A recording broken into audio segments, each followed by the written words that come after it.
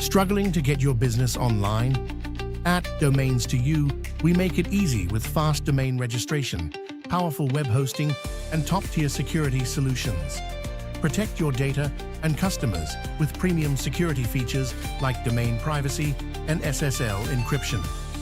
Find the perfect domain name and get online in minutes. Get started today at domains2u.com.au.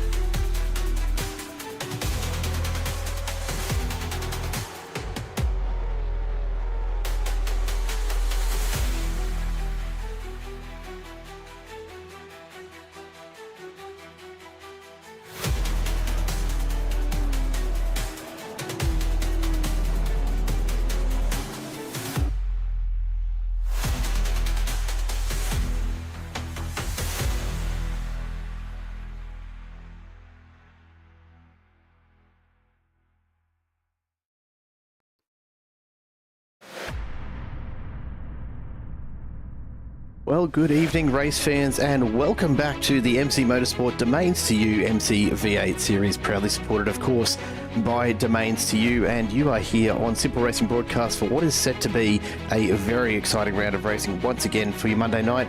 This is round 7. This is an enduro round, and we are at Spa, which of course will be familiar to just about everyone out there in the racing world, I reckon.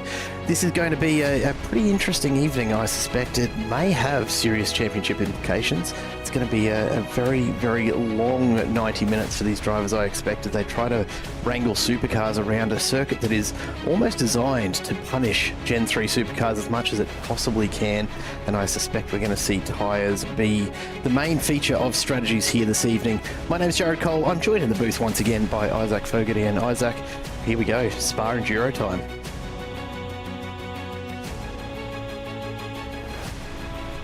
Oh, I seem to have lost Isaac. Well, okay, we'll carry on until he gets back in. Oh, there he is. There he is. All right, there we Welcome go. back. I'm back.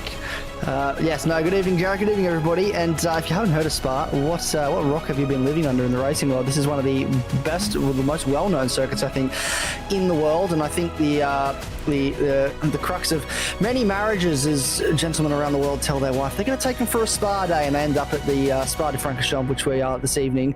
And it's a different kind of spa day, but I think it still counts. So looking forward to seeing what the drivers can do here this evening and what lays ahead in this 90 minutes of racing. It is worth noting we're on the perhaps slightly less familiar bike configuration here at Spa, which doesn't make a huge amount of difference to track layout. Really, the biggest difference is after you get through that first sector, through the Kemmel Straight and around that hairpin at the far east of the circuit, it does just smooth out that left-hander down towards Puhon just just a little bit more. And I think that's actually going to be more challenging tonight, Isaac, simply from a tyre wear perspective for these drivers. Yeah, absolutely. I think it's going to provide a unique challenge because they're going to have a greater speed when they get to Pouhon as well, which means that there's going to be more load on that tyres. That very, very fast left-hander that is Pouhon, and it's a long corner as well, so there's going to be a lot of load. I think fuel and tyres, the strategy is going to play a big role here this evening on what drivers can do, so I'm really looking forward to seeing if it's mixed up a little bit or... You know, we never know. We might see everyone follow the same strategy, but I think there'll be people that try and do something a little bit different and maybe hope for a safety car just to try and set themselves up a little bit better to look after those tyres. And before we take you through a replay of last night's top 10 shootout, let's take ourselves a little bit of a look at the championship standings coming into round 7 here. This is how it stacks up at the moment. James Chastain still out in front. Although it's not a massive lead, it is fairly comfortable at this stage of the championship. Certainly nothing like comfortable from there on back though. Matt Bowler holding on to second by just 10 points over Hayden Veld. Jamie Doak only 22 points behind that. Thomas Hinds only 22 points behind him. And Will Buchanan also in touch. Brett Loxton, last season's champion, just 1 point back in 7th with Paul Young, Ryan Nielsen and Ben Morris all locked in their own battle. It's certainly not over yet, Isaac. We've got 300 points on offer for the winner here tonight, and of course staggered points from there on down. And as we get to this pointy end of the season, the drop rounds all start to matter quite a bit.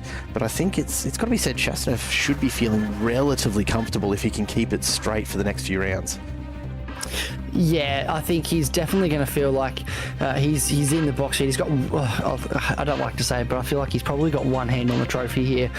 In that sense, I'm sure he will feel, but it is not a massive gap back to Matthew Bowler and Hayden Veld, and those guys have been extremely quick consistently. We saw last week as well. They were so fast and putting a lot of distance between themselves and James Chastain in terms of actual cars. So for James, the key tonight is just going to make sure that there's minimal cars between himself and those two Eclipse Sim Sports drivers.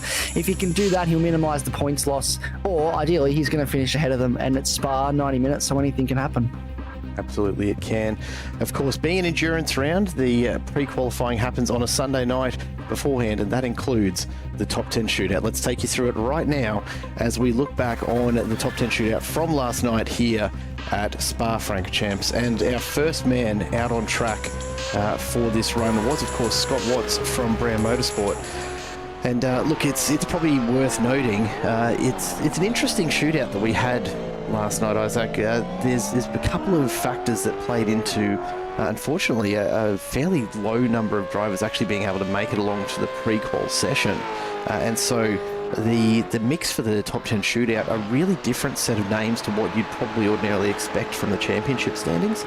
It does mean that the opening of tonight's race is going to be pretty interesting no matter what, as we'll see a very different top 10 perhaps to what most people might have been expecting. Yeah, absolutely, but I think it's also great because we get to see some of the drivers that you wouldn't normally see up the point end of the field, and he does a 40.4 in the first sector for Scott Watts, so respectable time for the man that's first out in this session. But yeah, I think it's really good. We get to showcase some different drivers. They get to be at the point end of the field, and I think one of the big talking points of these Gen 3 supercars, both in iRacing and in real life, is you can have the pace to be at the front, but when you're down further back in the pack, it is so hard to make your way through this field, just given the competitive nature of these cars and how close they really are. So the fact that we have, a bit of a different top 10, I'm really looking forward to seeing some of these guys potentially most likely stay there and utilise the fact that they are at the front of the grid to really showcase what they can do. The other thing that's worth noting, Spa is an incredibly long track, and we certainly saw in qualifying times, you're not getting the times that are within a hundredth or a thousandth of each other across the qualifying session. You were getting times that were a good couple of seconds apart, and it's not surprising when a lap around here is kind of somewhere in the region of 2 minutes 22 to 2 minutes 26 is probably anywhere in there is a pretty good lap time realistically. So it was a very interesting qualifying session. Of course, the shootout takes the top 10 drivers from that quali session and pits them against the track in order from slowest to quickest to see how our grid actually looks. So at the end of this, we get a look at what the front 5 rows look like, and of course we'll take you through the full grid when we get to it as Scott Watts comes through this final chicane, which is it's a really tricky chicane at the best of times. But certainly in a Gen 3 supercar, tests your throttle control on the way out. He sets the opening time, and we are looking at a 2:29.2, so a pretty clean time. Certainly not, the fastest pace we're likely to see throughout the shootout, I'm sure, but he's going to be in the top 10 regardless. The most important thing is setting that clean lap, and of course, anything can happen to the drivers behind. You never know what time is going to land you where in a shootout situation. Jake Rebelliard comes through as our second driver on track. Yeah, here we go. Jake Rebelliard setting a time. Look, I think you're going to see low 20s from some of these, some of the drivers that are at the point end of this field. So 22, 23, 24. So we should start to see those as we get further into this session, but still a respectable time for Scott Watts. 2:29.2, definitely definitely way faster than I would get around this track, that's for sure. But now we turn our attention to everything simulated and Jake Rebelliard in the 19 car. So the question is going to be, as he comes to the Camel Straight, what time will he do in relation to Scott Watts? Is he up? Is he down? Let's have a look as he comes across the first sector split. Are we going to get given the sector time? It doesn't. Oh no, there we go. So he is a second up, quicker. A full second quick. So you can just see the difference right out of the gate from Jake Rebelliard. He's carried a lot more speed up Eau Rouge and Radion to really make up that time on the Camel Straight. A little bit of trivia that's probably worth noting on Scott Watts' time. This is a bloke who, at the age of, I believe, 41, if memory serves, started taking his sim racing a little bit more seriously and getting into the iRacing world only 8 months ago. And if I'm not mistaken, he's still out there pushing it with a Logitech G29 or something along those sort of lines. So to be up there in the top 10 and putting times in that are within cooey of some pretty quick drivers, I wouldn't be too upset with that if I was him. As we see, Rebelliard cuts another 1.5 seconds and then some off in Sector 2. So certainly going to see a pretty significant difference here, I reckon, between the times. But again, you never quite know what's going to happen in a shootout, right? It's you've got one lap to set a great time, and drivers will often push it so hard, push it to the absolute limit, and end up not actually recording a time because they do run foul of the track limits, or just end up spinning potentially. So you've got to get a time in. That's the first part. Yeah, absolutely. You've got to be in it to win it. That's what they say, isn't it? That's the saying. So he's been consistently up across this lap, Jake Rebelliard, and this should be a considerably faster time. We should be looking at something in the regions of the 124s, 125s here when he does come towards the line based on that. Here we go across the line. What is it going to be? And it is a 2:25.0, so just outside the 224s, but 4.2 seconds clear. Jake Rebelliard goes into first place. Simon Caplet comes through, who has been a real standout in the AM Cup competition throughout this season so far. Let's see what he can manage around Spa. It's a long lap, isn't it, Isaac? I think people underestimate just how much concentration it takes to put together a truly fast, complete lap around Spa.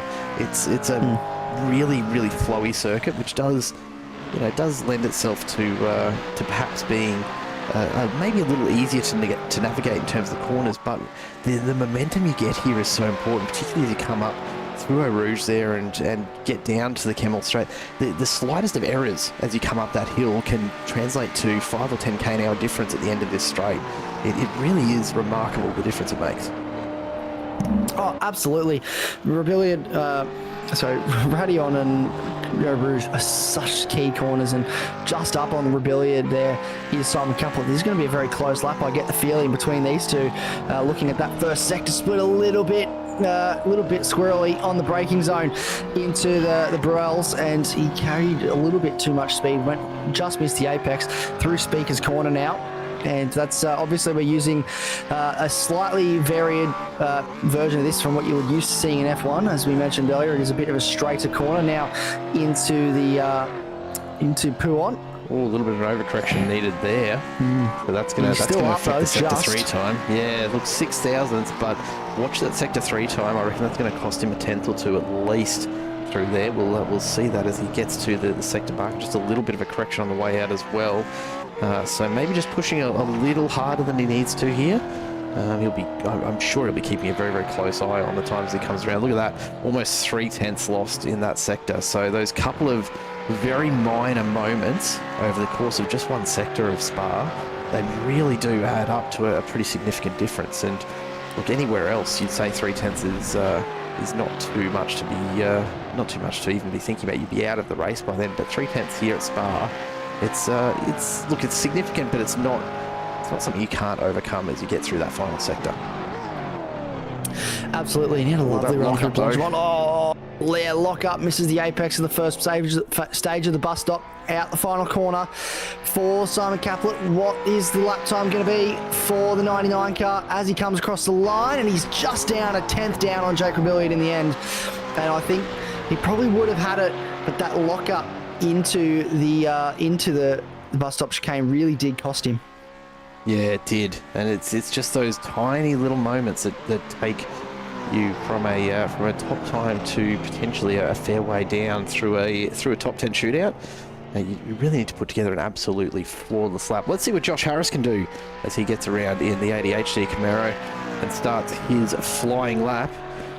Now, I do have it on pretty good authority from the man himself, no less. I believe that on his outlap here, Josh has actually snapped the spring on his throttle pedal. So is doing this lap without basically any feedback or any pressure available under his foot to give him much info on just how much throttle application he's doing. Now, in a lot of cars you could get away with that. The Gen 3 supercar, yeah, not so much. It's not that important. I don't think it's that necessary. I think it'll be fine, honestly. I don't know when anyone ever needed throttle control in one of these cars. Yeah, that's right. What could possibly go wrong? 2/10 up almost through that first sector, so it's clearly not bothering him so far. Can he continue that through the next few? Big hello in the chat to a couple of our regulars. G'day Trent, g'day Revolution E-Racing. Good to have you along for tonight's Enduro race here at Spa as we recap the top 10 shootout from last night's qualifying session. And Josh Harris, the fourth driver on track so far, is up on Jake Rebellion. We're looking for another green sector 2 here. Let's see what he gets as he comes down the hill. And up another 2.5 tenths almost there. So a pretty good lap this is looking like. It's certainly smooth. That's something that stands out about this, is that there's not a lot of hard overcorrections or aggressive turn-in. It's fairly smooth, and no sooner have I said that he has a little bit of a moment under brakes there. Up until that point, it's been a really smooth lap. Yeah, it's all me, Isaac. That's all me, as always. Let's see how it affects that sector time, though. Let's have a look. I think a little bit. It's definitely cost him a little bit of time, but he's still up. And that's very wide into the dirt. That is definitely going to cost some time. It would not be a simple racing broadcast if we didn't talk about a ADHD driver that immediately had an issue as soon as we gave them any sort of praise. Usually it's Ryan Palmer that we give praise to, and then he immediately drops it somewhere. But Josh Harris, unfortunately, falling victim to the Isaac and Jared curse, the commentator's curse. But he's kept it very tidy. Ever since that really messy moment on the exit of Stavelot, he's actually really kept it tidy through Blanchemont, through the final bus stop chicane. What is it going to be? And he is up. So he will go to the top. And there's confirmation by 6 tenths. Yeah, it's a pretty significant difference.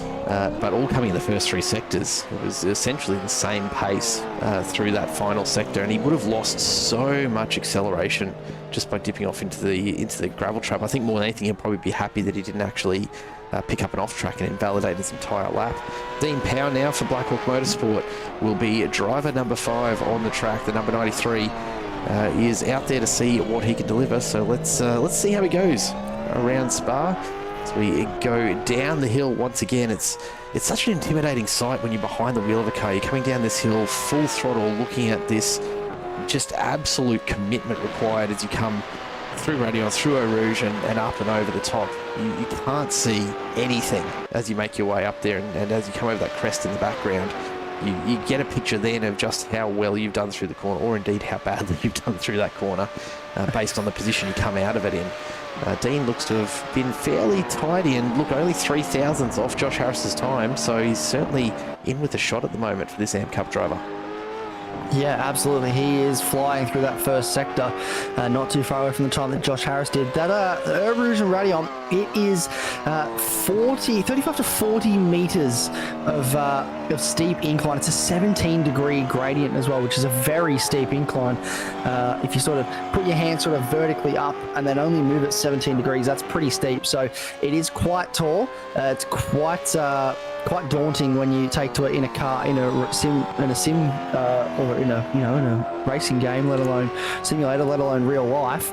So I can only imagine what it would be like. But this has been a very tidy lap from Team Power. He is down in the second sector by almost 4 tenths. So it is I don't know. It didn't look untidy, that second sector, but again, the numbers show that it is, and I think that's potentially the difference between AM Cup and being a pro driver. But he's put a really tiny lap together here. This should get him into a good position in this shootout, I would think. He's still another 2 tenths down, but this should get him into a strong spot. Yeah, it should. It's been fairly tidy. A couple of bobbles here and there with just a little bit too much brake application, I think. But he's managed to keep the car pretty tidy. And look, smooth is half the battle with these supercars. And even if this isn't the absolute quickest time we see tonight, having this kind of smooth approach to a lap around Spa is really going to help across 90 minutes. I can tell you that much. The tyres will give him so much better control throughout each stint if he can make them last. Let's see as he comes across the line. Actually 2 tenths quicker in sector 4 than Josh Harris. So Dean Power goes into P2 at 2:24.818. Really shows how much Harris cost himself with that error coming onto the final run up towards the finish there. It's a pretty significant one. Will it be enough though for Harris to stay up top? James Doyle from Koala Cartel, driver number 6 on track. This does, of course, mean that he went a fair bit quicker in the qualifying session as well. That's not going to be a good start. That's that bit of a traction loss coming out of turn 1 is going to cost top speed. So he's going to have to really put the head down here. I'm going to expect probably a good tenth or two slower, you would think, than Harris's time. Just from that little wiggle, it's going to cost him a lot of top-end pace if he can't find it back here somewhere.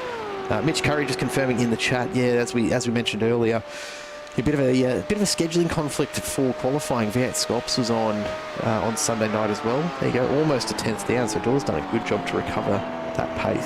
He's managed to pick that up pretty well. V8 Scops being on at the same time as the qualifying session last night means that a lot of the top end of the field weren't able to attend both, and so yeah, there will be a number of really fast drivers starting much further back in the field than what you'd ordinarily expect. Great opportunity for the drivers that were there, and especially those that made it into the top 10 shootout. Real challenge ahead. Oh, that's very, very loose from Doyle. That's going to cost him a lot of time here. This sector 2, surely. Oh, wow. Okay. I will eat my words quite happily. I was expecting more like 2 or 3 tenths off the pace, not 2 or 3 hundredths. So not the end of the world. Will it cost a bit of pace down at this end, though, or will it actually flow into sector 3 now? Well, that is the question. I think we're going to find out the answer very, very shortly as he comes through. This is Lafangs into campus now, and he throws the car in. That's a lovely apex that he's taken there, and up to Savalot, and he is up. So he's actually gone faster in this sector, a tenth and a half up. Oh, big slide on the exit of Savalot, and that will probably cost him a little bit of time trying to find just the grip limit to get the power down as effective as possible. You want to carry as much speed down towards Blanchemont. Now on the brake, you can see the tail lights there as he throws it in to Blanchemont, and now has the run across the curbs. You can see the dust kicking up as he takes hugs the inside line into the bus stop chicane. That's very deep from James Doyle. This has been a very rough lap, but a very aggressive lap. This should be quick, but how quick is it going to be? He is still up on Harris. He's going to go to the top with a 24-1. Almost 3 tenths quicker, despite very, very loose moments throughout that entire lap. it really speaks a lot to just how he's got that car set up, doesn't it? It just allows it to slide around a lot more, but it really is giving him a lot more pace. Now Thomas Hinds, what can he do? The HR Jinx Shifters entry. I swear, and perhaps I'm wrong, but I am almost 100% certain that that is a new livery. It's not completely new, but it's definitely different from what he's been racing in the previous weeks, isn't it? Surely. It definitely looks different. I believe he was running a darker livery on previous occasions, so this is definitely something different for Thomas Hinds, but I like it. It looks good. It does. It does. Nice contrast, the silver and purple. Let's see if it makes him any quicker. There you go, 3/10 up through sector 1 on Doyle. Well, that's a good way to start. Can he carry it through the next few sectors? That's at least 1/10 for the paint job, I think. But absolutely. No, he's fresh paint, more aerodynamic, mate. No orange peel or anything like that, right? Exactly, that's right. The paint is stuck firmly on there. There's nothing lifting, so it makes it more streamlined. But that was a very, very tidy first sector. This sector's been very tidy as well. And this looks really nice from Hinds so far. And I would suspect that sector 2 is going to be quicker as well. Wow. And it is. So he's a 1/10 and a half up, which puts him about just over 4.5 tenths up already on this comfortably into on the first 2 sectors zone. It is. He looks like he's going to get well into a 23 here, which would be lovely, because that's what we suspected from some of these top drivers. So 23 would be the time to beat. And he hasn't really put a foot wrong this entire lap, has he? He looks like he's planted. He looks comfortable. There's a little bit of sliding here and there, but that's what you'd expect with a supercar. He is down in sector 3, so he lost a 1/10 and a half, so he's pretty much back on par for 3/10 up at the moment. But what can he do in this final sector? We note in the chat that Sam Cullen is praying for no safety cars tonight after previous experiences with them. Sam, we absolutely feel that, mate. And glad to see you back with us, and are happy to give it another crack. That was a very rough week indeed at Watkins Glen. As we get Thomas Hinds through the final turn, now foot down towards the finish line. He's got to be up here, surely up another 4/10 in the final sector, despite that third sector costing him 23.415, and Hinds goes to the top of the tower for this shootout. Just a few drivers left to go with an opportunity. The next one on track, Dane Snadden, Whiskey Business Racing. We've seen him get involved in all sorts of shenanigans this season as he gives it a little wiggle when he gets the foot down on the gear change there and starts his flying lap. What's he got up the sleeve here, I wonder? Well, we're going to find out what he does have up the sleeve. He looked quick. He's looked quick the last few weeks, really. He's looked quick all season, so hopefully tonight he's able to capitalise. As we are missing a fair few big names, so a front row start for him this evening would be absolutely mega. But Thomas Hinds, that time, I think it's going to be pretty difficult to knock off. I'm prepared to eat my words if that's the case, but I think it's going to be, that's a pretty quick time, 23.4. We'll see what it looks like when he gets to the end of the first sector at the end of the Camel Straight here. Heavy braking zone into Lecombe, pulls the car up very nicely. 2/10 quicker. 2/10 quicker, so I think I may be having to eat my words here and in saying that Thomas Hinds' lap time was going to be tough to beat, because he's quick in sector 1 already. Yeah, look, this is the thing about tracks of this length as well, though. Sometimes you'll pick up a really hot sector that actually compromises your next one. So it's all about looking at whether you can back it up through the second one. That does look pretty tidy, though, doesn't it? I can't imagine Snadden's lost a bunch of time. There you go, picks up another 2/10. Wow. Okay, so we are knocking on the door of 22s with this lap. It's very, very close. If he can pick up just a little more time, probably another 200ths or so, he should be into the 22s with this lap, with just under half a lap to go now. This is where it gets a little tricky. This back and forth cornering is something that the supercars just do not love under any circumstances, especially after a long lap like Spa. Manages to match the time for Hinds. Okay, so we're looking good here. One last sector to try and take it on. And look, to give him his due, he has actually beaten Hinds in the third sector. I won't say match. He's beaten him by 7 thousandths. Not much in it, but it's still ahead. A win is a win. If you're faster, you're faster, and that's the data. It probably does show how much faster, but the data definitely shows that you are faster in that sector. So into this final sector, what is it going to be for Dave Stanton? Throws it in. That is a very nice line through the bus stop. He set himself up well through the bus stop at the start of this lap as well. Kept it shallow across the line. What is it? He's 22s easily. Into the 22s. 20. Oh, that is a lovely lap time. Yeah, that's looking pretty tidy. We are now 8 drivers in to a top 10 shootout, and our number 1 driver is sitting almost 6/10 clear of number 2, with only 2 drivers to come, one of which on track right now. Ryan Palmer from ADHD starts his flying lap. Let's see what he's got up the sleeve. Josh Harris ran a, what is that, a 2:23, 2:24, 3-ish? So look, you'd hope that Palmer's got something quicker than that up the sleeve. We'll never hear the end of it from Harris, I'm sure. Yeah, he definitely does not want to be the. Definitely does not want to be the guy that is the second of the ADHD drivers in this top 10 shootout. Because if we know one thing about Ryan Palmer and Josh Harris, is they do like to have a bit of bragging rights over each other, and they'll be looking for bragging rights here today. So I'm sure ADHD, they love for a car to be on the front row, and he is down in the first sector. He's a 10th down on the Saturn. Actually, that is a bit of a difference between Saturn and Palmer, and that could speak to the way this car is set up. It could be optimized for this middle sector, and maybe not necessarily for straight line speed. Remember, it is open setups here at MC, so they can do different things with their setup, but the real telling story, I think, is going to be in this middle sector.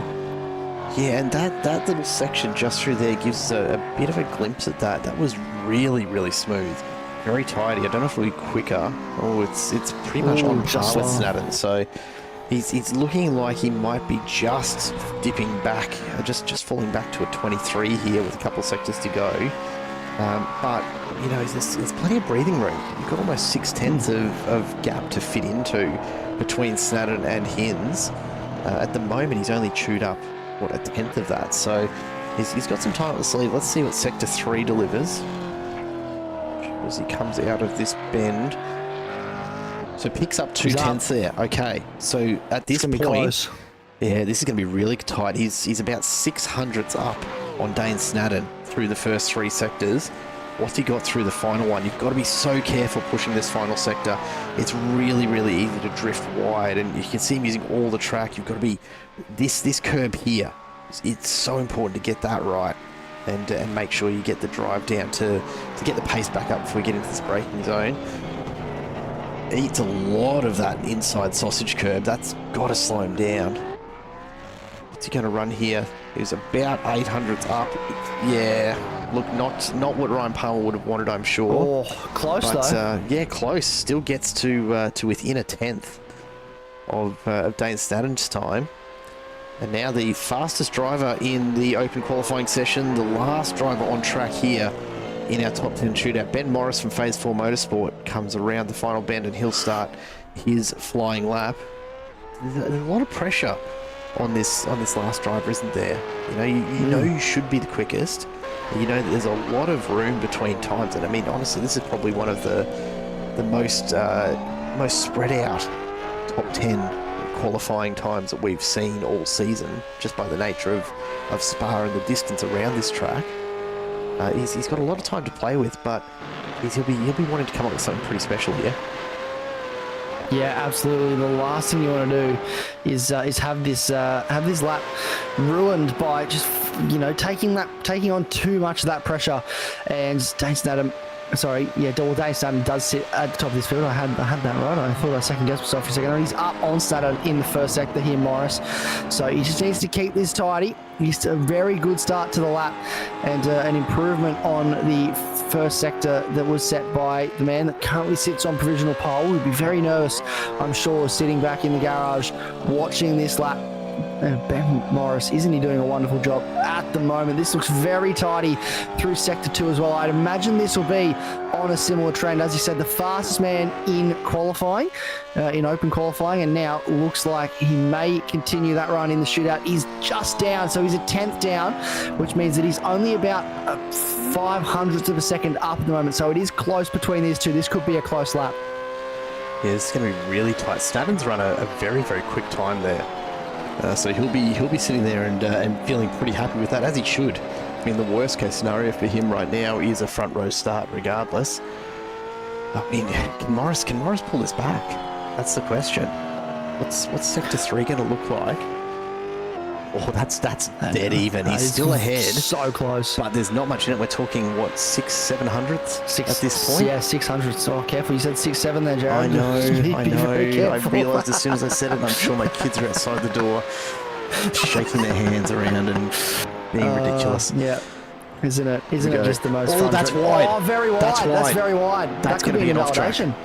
And sure enough, Ben Morris, he's off the power. Yeah. He's invalidated So that lap. Oh, that would have been so close. He's frustrated as well, you can tell. Yeah, that's... what do you say? I mean, Ben Morris still going to start from the top 10, but geez, of all the places to run wide, I mean, it's always going to be there, isn't it? On the way through. Absolutely. So Morris will fall to the back. This is how the top 10 finish up at the end of the shootout. Dane Snadden will take the front row alongside Ryan Palmer, then Thomas Hinz and James Doyle, with Josh Harris and Dean Powell behind them, Jake Rebellion and Simon Caplet on row 4. Then Scott Watts will be the ninth qualifying time. And thankfully for Ben Morris, he'll still start in P10, but unfortunately not recording a time in that top 10 shootout. So, geez, that'll be frustrating for him. But yep. that is very much just the way it crumbles sometimes when it comes to top 10 shootouts. You're pushing on so hard and trying to extract every single tenth out of it. I mean, what do you do ultimately? Oh, and that's right. That's such the nature of this circuit as well. You're pushing so hard to find any little bit of time, and as you said, it's such a long lap, 6.9 kilometres, almost 7 Ks worth of road around here. And I believe if you do use the Grand Prix, the normal Grand Prix circuit, it might be over 7 Ks actually. So because we use a shorter lap, it's a little bit of a shorter lap, but still, it's a long time. The mental strain that puts on you doing a top 10 shootout lap in the first place is so rough, but to then have that over such a long period of time to get to the end of the lap and throw it all away, he will be so frustrated with that. But have no doubt that starting from 10th today, he is going to push forward in this field because he was the fastest in qualifying. He probably should have at least been on the front row, if not pole position. I have no doubt that Phase 4 Motorsport Mustang is going to have quite a lot of pace today. Yeah, look, even starting at the back of that top 10, it's still going to sit out really nicely ahead of a number of drivers who couldn't make that qualifying session. So it'll be interesting to see. We'll get the full grid for you in just a short moment. The drivers out on track getting through warm-up at the moment. We've only got about another minute or so before we do start to see drivers take to the grid, and we'll be able to take you through the full grid lineup for this evening. If my count is right, we've got 25 cars that are jumping into this 90-minute enduro. The weather is looking pretty nice, really. A reasonable breeze, but not much around in the way of any weather. It's pretty clear, not a lot of humidity, nice and dry, and certainly more than anything, nice and cool, which is absolutely what these Gen 3 Supercar tyres will be looking for. 90 minutes of Spa is a massive ask of any car, but especially a Gen 3 Supercar. The tyres are going to be absolutely screaming through each and every stint that these guys run here tonight. And we're expecting probably 3 stints in total across the 90 minutes, but we'll have to wait and see how it plays out in reality. This is how they're lining up as the drivers head for the grid now. Dane Snadden and Ryan Palmer ahead of Thomas Hinz and James Doyle, then Harris and Powell, Rebellion and Caplet, and Watts and Morris. Of course, the outcome from the top 10 shootout reflected in the grid there. Throughout the rest of the pack, Will Brown and Matt Bowler will be on row 6 ahead of Will Buchanan and James Chasseneuve. Then Brad Grant and Liam Jensen will line up on row 8. Ryan Nielsen and Jamie Dyke alongside each other on row 9 ahead of Brett Loxton, last V8 season's champion, who was alongside Hayden Veld on row 10. Now, both of those drivers starting from back in 19th and 20th. They're going to have their work cut out for them, but they will be very, very quick. So definitely worth watching. And there's quite a few names, honestly, in this group, in that second 10 that are going to have to really push on pretty early, you'd think, to try and get themselves out in front and get a bit of clean air. James Chastanov out of 14th, I'm sure, will be looking to make his way up pretty quickly. Behind them, Brett Loxton, Haydenfeld, 19th and 20th, Sam Cullen and Danny P, 21st and 22nd, then James Scott, Sebastian Vardell, and Jack Andrews, the last car on the grid tonight. Isaac Edwards, Nathan Allen, and Ian Ward taking race control duties and sharing the drive of the MC safety car. Hopefully we're not going to need to see them out there tonight.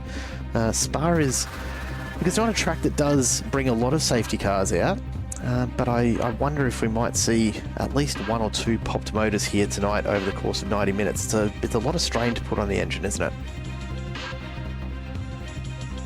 Absolutely. This is it's a lot. It's a long night. It's a hour and a half race. It's a lot to ask of just one motor, especially on the downshifts, especially as considering it's such a high braking circuit. You're asking a lot of the car to pull it up into La Source, at the end of the Camel Straight into Le Combe, and then at the bus stop chicane after Blanchemont as well at the end of the lap. So there's three really key braking zones, and there's plenty more as well where you're really trying to stamp on the brake pedal to pull this car up. So it's going to be a tough night for a lot of drivers. Hopefully, I think the drivers are hoping we don't see a safety car. Quietly, as always, I'm hoping that we do. I'm a big fan of the safety car and just the alternate strategies that it encourages, and look for drivers to do something different if we do get a safety car tonight. We are just about 30 seconds away from race start here tonight, folks. So let's head on down to the grid as the drivers are getting lined up on the circuit. Interestingly, I wouldn't be surprised at all. I reckon that's Jamie Dyke in the very foreground there. You saw that little yellow light blinking on the back there? Had the engine off. He's conserving fuel before we even get started here tonight, and that is honestly not at all surprising from him. Here we go. We have the green flag at the back of the field. We are ready to go racing. 90 minutes of Spa is about to get underway in the MCV8 Domains2U series, and we are go. Green flag as we head on down towards turn one for the first time, and already you're seeing the moves up in front. Ryan Palmer jumps immediately to the front, and we are 3-4 wide, and that's Ben Morris around. Immediately, Morris has spun around, as has Hayden Veld, and cold tyres proving the difference, I suppose, off the start there. Probably a bit of argy-bargy on the way through. It's don't try and tell these guys it's a 90-minute race. Every lap is just as important as we head up and over and onto the Camel Straight for the first time. We're still trying to sort this out. Simon Caplet has Will Round and Buchanan alongside, although thankfully they're battling it out with each other. James Doyle and Josh Harris side by side as we get into the braking zone. Harris is on the inside. He's going to try and maintain this on the way through. This is a tough spot to be side by side, and we're seeing it right the way through the pack. Nobody giving an inch, even less than a minute into this start. And noting that Brad Grant seems to have picked up a black flag. Was there a jump start there, I wonder? That is very highly likely that there could have been a black flag. I'm not sure what else you would have got it for. Ryan Palmer, hasn't he got off to a great start here and just really jumped James Dunn. He was already across and defending before they even got to La Source for turn one. So he has really just capitalised on what he does best. Nailed those race starts as he always does. I was talking to him about this earlier today, actually, and he said, as long as I can get off to a good start here, I can get clean off the front row and sort of try and pull away a little bit here. I might put myself in a good position. So he'll be hoping that can stay the case as it is for now. Matt Bowler as well had a really, really good start, actually, up into 6th place already. So 6 spots he has moved forward. James Scott the inside up of 10. Harris as well. And up the inside of Harris, so we might move up 7 spots here in just a second. They go side by side through Stavelot. That's an awkward place to try and go side by side, but they're going to try and pull it off.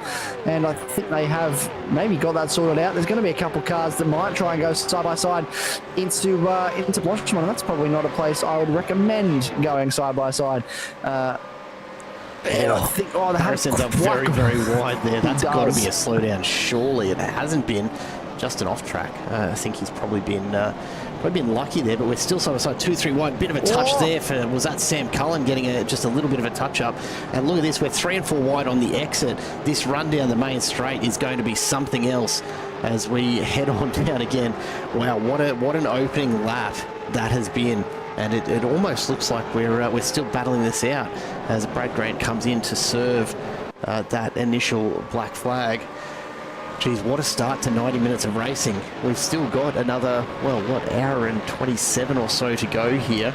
James Doyle finds himself a little isolated on the back of a fairly spread out front pack, although there's not one in it. Harris picks up a slowdown in the background, just tries to carve a little bit too much off at the top of the hill. And now James Chastain for Dean Powell side by side. Powell's on the outside, Shasty's up the inside. It'll be a race under brakes. Shasty's got some good pace. Dean Powell's just ahead, but look at the late braking move there. James Shasty goes straight through and up into 7th. Harris is still either trying to clear that slowdown or he's picked up another one there. Geez, that's a good question. Look at him try and clear it now before it actually gets a black flag run up for him. That's going to cost him a few places as he drops further back. He still finds himself in the front end of the mix of this fairly large pack though, from Chastanov in 6th, really all the way back to 19th with Sebastian Vandel, who just quietly, I think, will be one for us to watch. We know how well he manages to move up through these fields. Probably the thing that will slow him down here tonight is that so many of the fast drivers started further back in the pack here tonight, as Sam Cullen gets in behind Jake Rebellion, looks for a way through. Look at Jamie Dyke in the background threatening here as well. Cullen goes through up the inside. Rebellion's trying desperately to defend that from Jamie Dyke. They're going to be alongside though. A bit of door banging there. Sam Cullen gets clear. Jamie Dyke finds himself off in the dirt. In the background though, oh, that was a very, very close moment there for who was that? Liam Jensen. Just getting a little bit of a wiggle on the way out and just keeping it faced the right way. There's Sebastian Vandel. He's in 18th. He's up 6 spots already in this race. Yeah, there's been a lot of positional changes. Oh, it's all happening. Brett Loxton, he's running the same. Yeah, Danny P. Oh, well, when is Danny P not doing Danny P things and just keeping us on the edge of our seat, isn't he? Brett Loxton of a handful of positions as well. He's running the same livery as Thomas Tin, so it looks like a new livery all around. This is Josh Harris and Dean Powell. Battling away. I think it's a new livery as well this week for James Scott, who had the Triple 8 livery last week. Looks like a Logitech livery for the 84 driver this week. So he's rotating through his liveries and giving a shout out to all the different sponsors as we go on. But Dean Powell, he's doing a wonderful job at the moment in 9th place up the inside. Brett Loxton on Rebellion. Bit of a heavy nudge there from Rebellion, maybe Loxton coming out a little bit. I think it was actually. No, Vandel stuck through as well. So Vandel stuck through in the background, and yeah, got through on Rebellion at the same time, which, look, not surprising to see it, is it? Vandel does this pretty regularly. He'll just he'll tack on and he'll just pick up places out of nowhere. Behind Simon Caplet, look at this. Danny P and Hayden Veld, 2 of the quickest drivers out there. I'm not going to say the quickest, but they're certainly up amongst it. Well, Simon Caplet, a big lock-up, and ahead, Rebellion does the same. Caplet goes, no thank you, I'll take the slowdown here, and that's probably not an awful choice as he comes back on. You'll just have to burn off a lot of time there. As Hayden Veld gets through, now Danny P's going to look up the inside of Rebellion. He's well and truly alongside through this right-hand hairpin, and that'll be another spot picked up. There's a fair few changes. James Scott, though, worth noting, up 15 positions. He's averaging 5 spots a lap at this point. He is moving in this race, isn't he? He has been on an absolute charge to the front of this field. Ryan Palmer hasn't really been able to break away from Dane Sandon either. They have broken away, though, from Thomas Hinz, who Matt Bowler is putting under a lot of pressure at the moment. So that last spot on the podium under pressure for Thomas Hinz, but James going up the inside he goes. So there we go. That's positional change. Matt Bowler up into 3rd. Now has a little bit of work to try and catch back up to Dane Sandon, who is 2 seconds up the road. But Thomas Hinz is going to try and stay with him here. I don't think this is quite done yet in the eyes of Hinz. You'll think that there's a chance here. A nice run through Blanchimont could set him up into the bus stop chicane. How does the run look here for the HJR Jinx Shifters driver? Look to the bus stop chicane, not close enough on this occasion. So I think this is probably going to be fairly resolved up the inside now. James Scott on Will Buchanan gets that move done. That's a very textbook move up the inside of the chicane. Makes it look nice and easy, doesn't it? Really does, and Ryan Nielsen in the background trying the same on Jamie Dyke, not quite as successfully. Dyke finds himself still on the inside in the run to turn 1, so he's going to come across, close that off, and just try and maintain it through this braking zone. And we're starting now to see these drivers settle in. We've absolutely used up the really quick times out of this first set of tyres. I don't think we're going to see much in the way of improvement in lap times. The question now is, can they make it last? We're expecting, what, probably 38, maybe 39 laps out of this hour and a half. So you'd expect to see, well, what, call it 13 laps per stint, give or take, is about where you'd split it evenly. Now, whether or not that's exactly how these drivers do it is another question altogether. Taking a think about what we were talking about earlier before we started the broadcast, Isaac, I think you were saying it's something like 5 litres per lap. 5.6 litres per lap. Well, the actual average, I averaged it based on the fuel that they were putting throughout the race. We're looking at if I get my numbers back up here, we're looking at a 38 lap race if we run on time, and that's 213 litres they should use across that entire race based on the calculations some of the drivers have done, which is 5.6 and a couple other numbers worth of fuel per lap. So it is a fairly high fuel.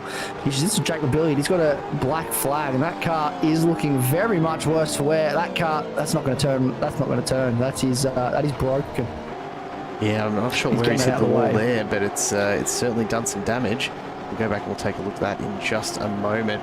As we see Shasti now defending hard. James Scott has been making some serious moves up through this field, and this might be the one opportunity that anyone gets to slow him down at this stage. And I suspect if they don't get this sorted soon, then yeah, it's going to be hard to stop him. And sure enough, he goes around the outside of Chastano. So James Scott absolutely charging up 17 positions since the start of this race, and we are not even 10 minutes into this hour and a half.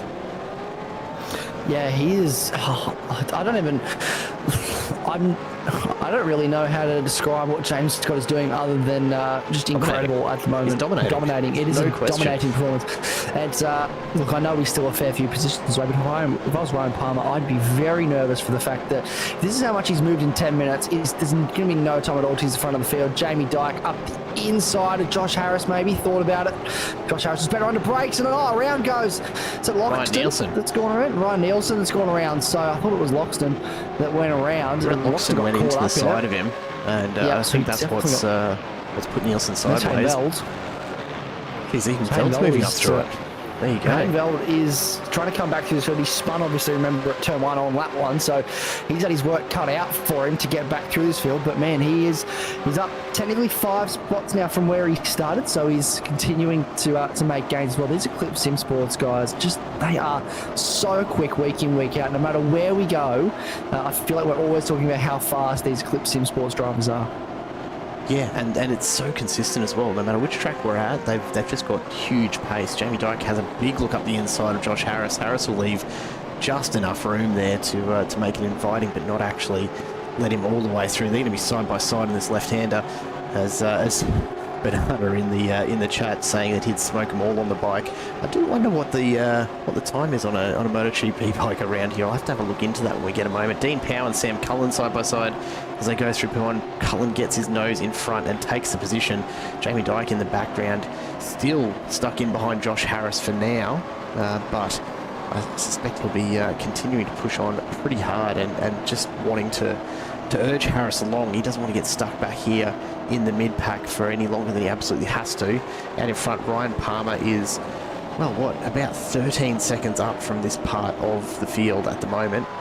Now James Doyle comes under pressure from James Scott as well, as we see a 5-second time penalty for Scott Watts for the lap 1 turn 1 incident, and we saw a couple of drivers caught up in that. Ben Morris in particular getting nudged around a little bit in that opening little skirmish. And we'll go back and we'll have a look at what did actually happen to Jake Rebellion to cause that front right damage. The IRF Designs replay. This is where he actually came to a stop.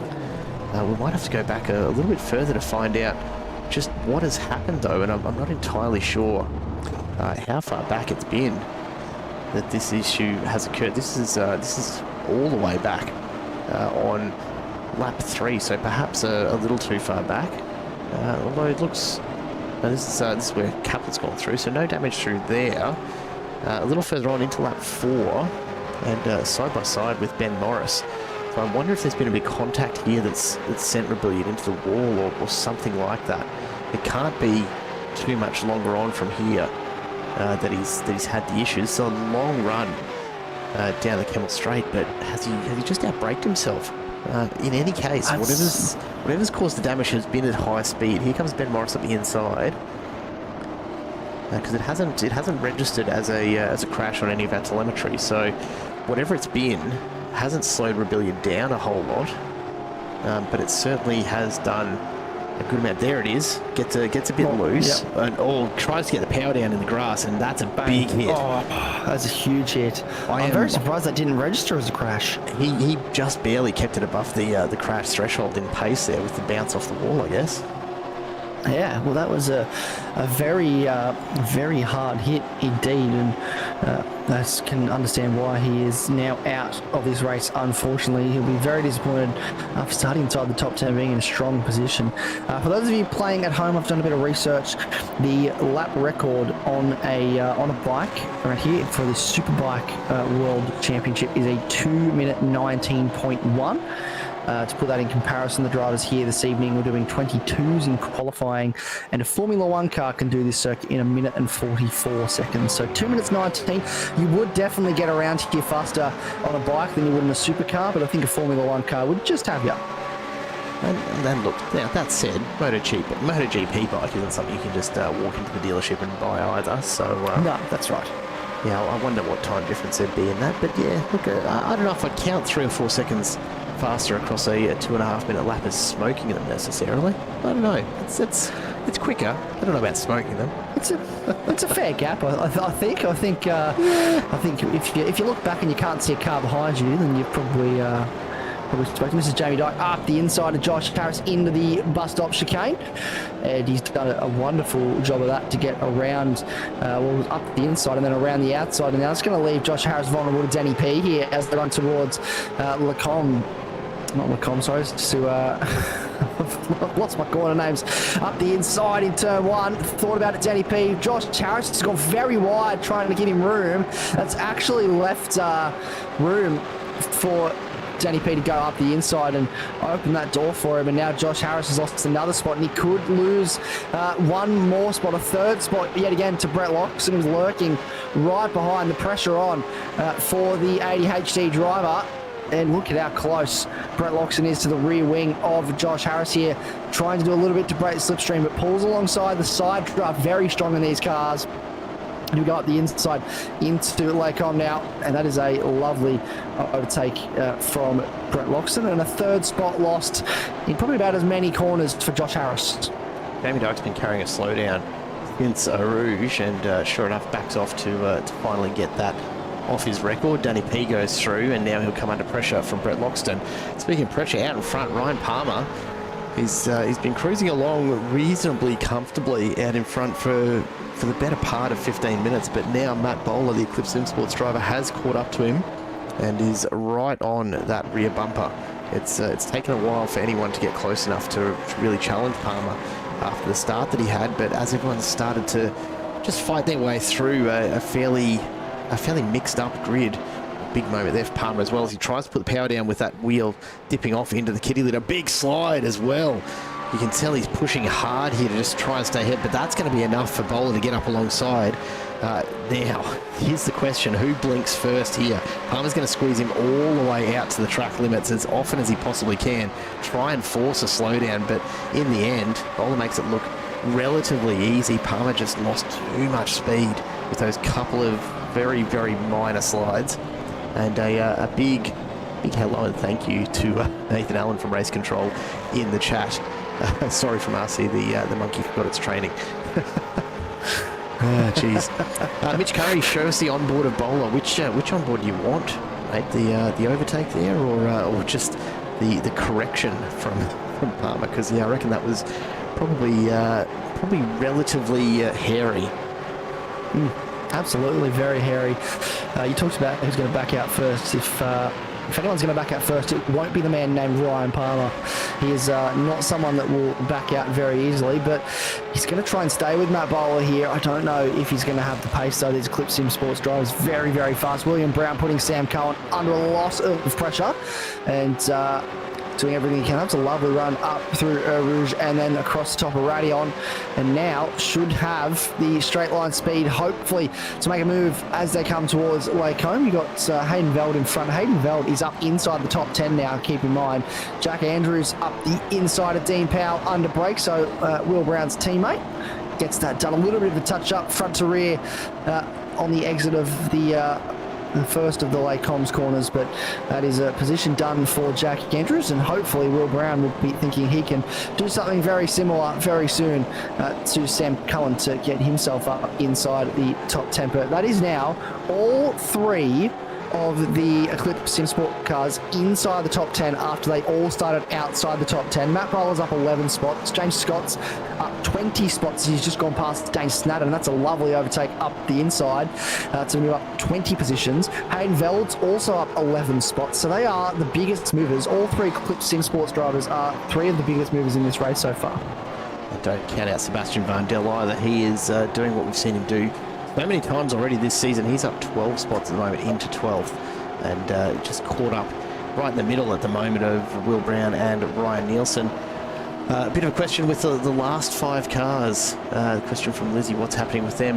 Brad Grant out very, very early on, so got a black flag off the start, we believe from a jump start, although I don't have confirmation of that at the moment. So he's been out for quite some time. Jake Rebellion has not rejoined after that early incident, so obviously some fairly significant damage there, and potentially maybe even and look, hazarding a guess, maybe forgot to that's a have a look at Nielsen and how he's pushing that rear quarter. I was waiting for him to spin Vandel around there. It hasn't happened, thankfully, but geez, it was close. I think Jake Rebellion potentially has forgotten to turn on the fast repair that these drivers get, and so perhaps has found himself left with a lot of time left to sit in the pits, and so he's out there. Scott Watts has not really recovered at this stage from the start that he had. He's a long way back in 23rd. He's a good, well, look at that, 52 seconds back from Simon Caplet at the moment, who is also just cruising along fairly comfortably, just enjoying the clean air and racing for a finish here more than anything. And that's half the battle when you get to these Enduros, is actually making it to the checkered flag. Absolutely, it's the accomplishment, I think, for Scott Watson, Simon Caplet is finishing this race, because it is such a long race, and there will be, I have no doubt, at least another driver or two that may not finish this race before we are done here this evening. Plenty of people getting on in the chat. We've got Chris Lashbrook in there smashing Apex, and I see CJ's pup, which I believe is Chris Croat as well, in the chat. So good day, gentlemen. It's a pleasure to have you in. I saw Mick Poley as well said earlier the 2-minute 15.1 was the pole time for the 24-hour bike race they did around here last year, which is considerably faster than the Superbike pole time. So it's I think that's probably a better representation of what a MotoGP bike can do around here, which I think would be absolutely smoking them if you I think that qualifies as smoking. I think so. What I will point out, as someone who has spent a reasonable amount of time on the seat of a 1000cc bike before, there is no way I'm sitting on one for 24 hours. Just no way. Not even as part of a team am I doing a 24-hour race on a motorbike. Absolutely not. That is next level endurance racing. I have no idea how anyone tolerates it for that length of time, honestly. I have to wonder, do they have different bikes as well? Otherwise, you've got to change tyres on the bike, you've got to put fuel on it. Do they just have... look up in the background for Dean Powell. Dean Powell, very heavy under brakes, and interrupting my train of thought, but Brett Loxton's going to go up the inside now, take that position from Dean Powell. He came in very hot into the bus stop chicane and almost just drilled the back of William Brown there. Poor William Brown, who could have been disastrous. William Brown's lost a handful of spots there. He was behind Sam Cullen in front in Sebastian Varndell, but he's lost a handful of spots in that previous lap, so he's gone a bit backwards, and that could have ended in further tears for William Brown if he was not careful. But Brett Loxton now up another spot into 17th as well. So I think he's one of the drivers that's finding it a little bit harder to move forward in this race. It's the Eclipse Sports drivers have made it very easy, but he's struggled to move forward. And one thing I'm noticing is considerable distance in the last sort of 5-10 minutes. It's getting darker out there, Jericho. Yeah, look, maybe just a little bit of cloud cover around. It's, we're seeing patchy sunlight as the clouds move over, and that's about what we expected. It won't play a huge amount of havoc with temperatures or anything like that, I don't imagine, but it can make braking markers just a little bit trickier. It's not too bad, but it can have an impact from time to time, as we see now Andrews and Ryan Nielsen side by side. Andrews is going to really fight for that position back. Nielsen looks to go over and under, and you can see Andrews has found himself just a little offline and sliding, trying to get the power down, trying to maintain that position, and he's going to do a very, very good job of this. Sits on the inside there and will just block any attack from Nielsen. He's going to have to reset here, but also keep an eye on the absolute train of drivers approaching from behind. Danny P, Jamie Dyke, Will Brown, Brett Loxton, Dean Power and Ben Morris all in this group. So there's some very, very quick drivers that find themselves in the second half of the field here this evening, which is a little unusual. Liam Jensen and Josh Harris have had a moment somewhere in the background. We'll go back and we'll take a look and see if this is related. Our designers replay, big lock up the inside and makes contact with Harris. Look, waits there, redresses, Josh Harris gets away. Doesn't look like too much damage to either car, but that will cost them some time, and here comes Simon Caplet to just jump on into the middle of that. The iRacing Designs replay, as always, on the money. Absolutely, that's some traditional koala on ADHD action that we see time and time again, I feel, across the various series that MC Motorsport put on. So nice of Lee Jensen to wait up and redress that, obviously hoping to avoid a penalty there. Up the inside now, Brett Loxton on William Brown. This could be a positional change through the source. I think he's got that one maybe done. It's hard to tell from that camera angle, but it looks like he's sorted that position before they get down to Eau Rouge, and he has. So William Brown will have to sit in behind. He could get the slipstream here, though, if he runs nicely up through Radion, and he has been really nice across the top, actually. Carried a lot of speed, but now doesn't get himself a slowdown, so this could be a comeback up the inside as they get to Lake Com. He's thinking about it. You can see the car is trying to pull its way there in slipstream, but just not able to make up enough ground and has to stay in behind for now. William Brown for Phoenix Racing Team right in behind the reigning champion, who sits in 16th place again, not able to capitalise on moving forward in this field the way that some of the other drivers have. Sebastian Varndell, one of those especially, is currently battling with Sam Cullen, and up the inside now gets that done through Speaker Corner, and that is a lovely positional gain. Up inside the top 10 now for Sebastian Varndell. Yeah, he just keeps charging through these fields, doesn't he? And Spa just seems to have really opened some opportunities for him. It's a nice wide track, and lots of opportunity to get alongside and really just elbow your way through. Which, full credit to Varndell, for a young guy. He's absolutely got that worked out, how to make his presence felt on the racetrack and really just force other drivers into giving him some room. Out in front, can we just call out that Matt Bowler now has James Scott on his tail. Vic Poley in the chat recognising the same thing almost at the same time, probably a little ahead of me there, mate. James Scott is up 21 positions on the first stint. That is absolute madness. The only question at this point with pushing that hard is how much fuel does he have? Look, I don't think there's going to be any fuel concerns here. I'm really interested to see, though, when the first stops come, and whether what we see tonight is a particularly strong undercut, which is usually the case with these supercars, but maybe not so much here at Spa. We'll see what plays out. Yeah, that's going to be the big question, I think, this evening. Is what happens 3 or 4 wide for a moment. Here we go. It's going to be... I think they've sorted out. It's still a little bit side by side here for some of these drivers. But yeah, James Scott, I think he's doing the last first challenge. Surely he has to be doing the last first challenge. Simon Caplet, the first of the drivers, coming to the pit lane as well. So he's in to the lane. That's a little early. I think it is a little early, but you can split That's a full tank. 12, or 12, 13, 13 will get you home. So it might be going for a shorter first stint and go for a 1 lap extension on the next 2 stints. But I think 14, 14, 10 is going to be the popular format for the drivers here tonight. So see most drivers dive in either the next lap or the lap after. If you can go to 15 laps, you're probably setting yourself up nicely for the remaining stint. So it's just about how much fuel you can conserve. Up the inside now, Nielsen on Cullen. Fancies himself just a bit wide, hasn't he?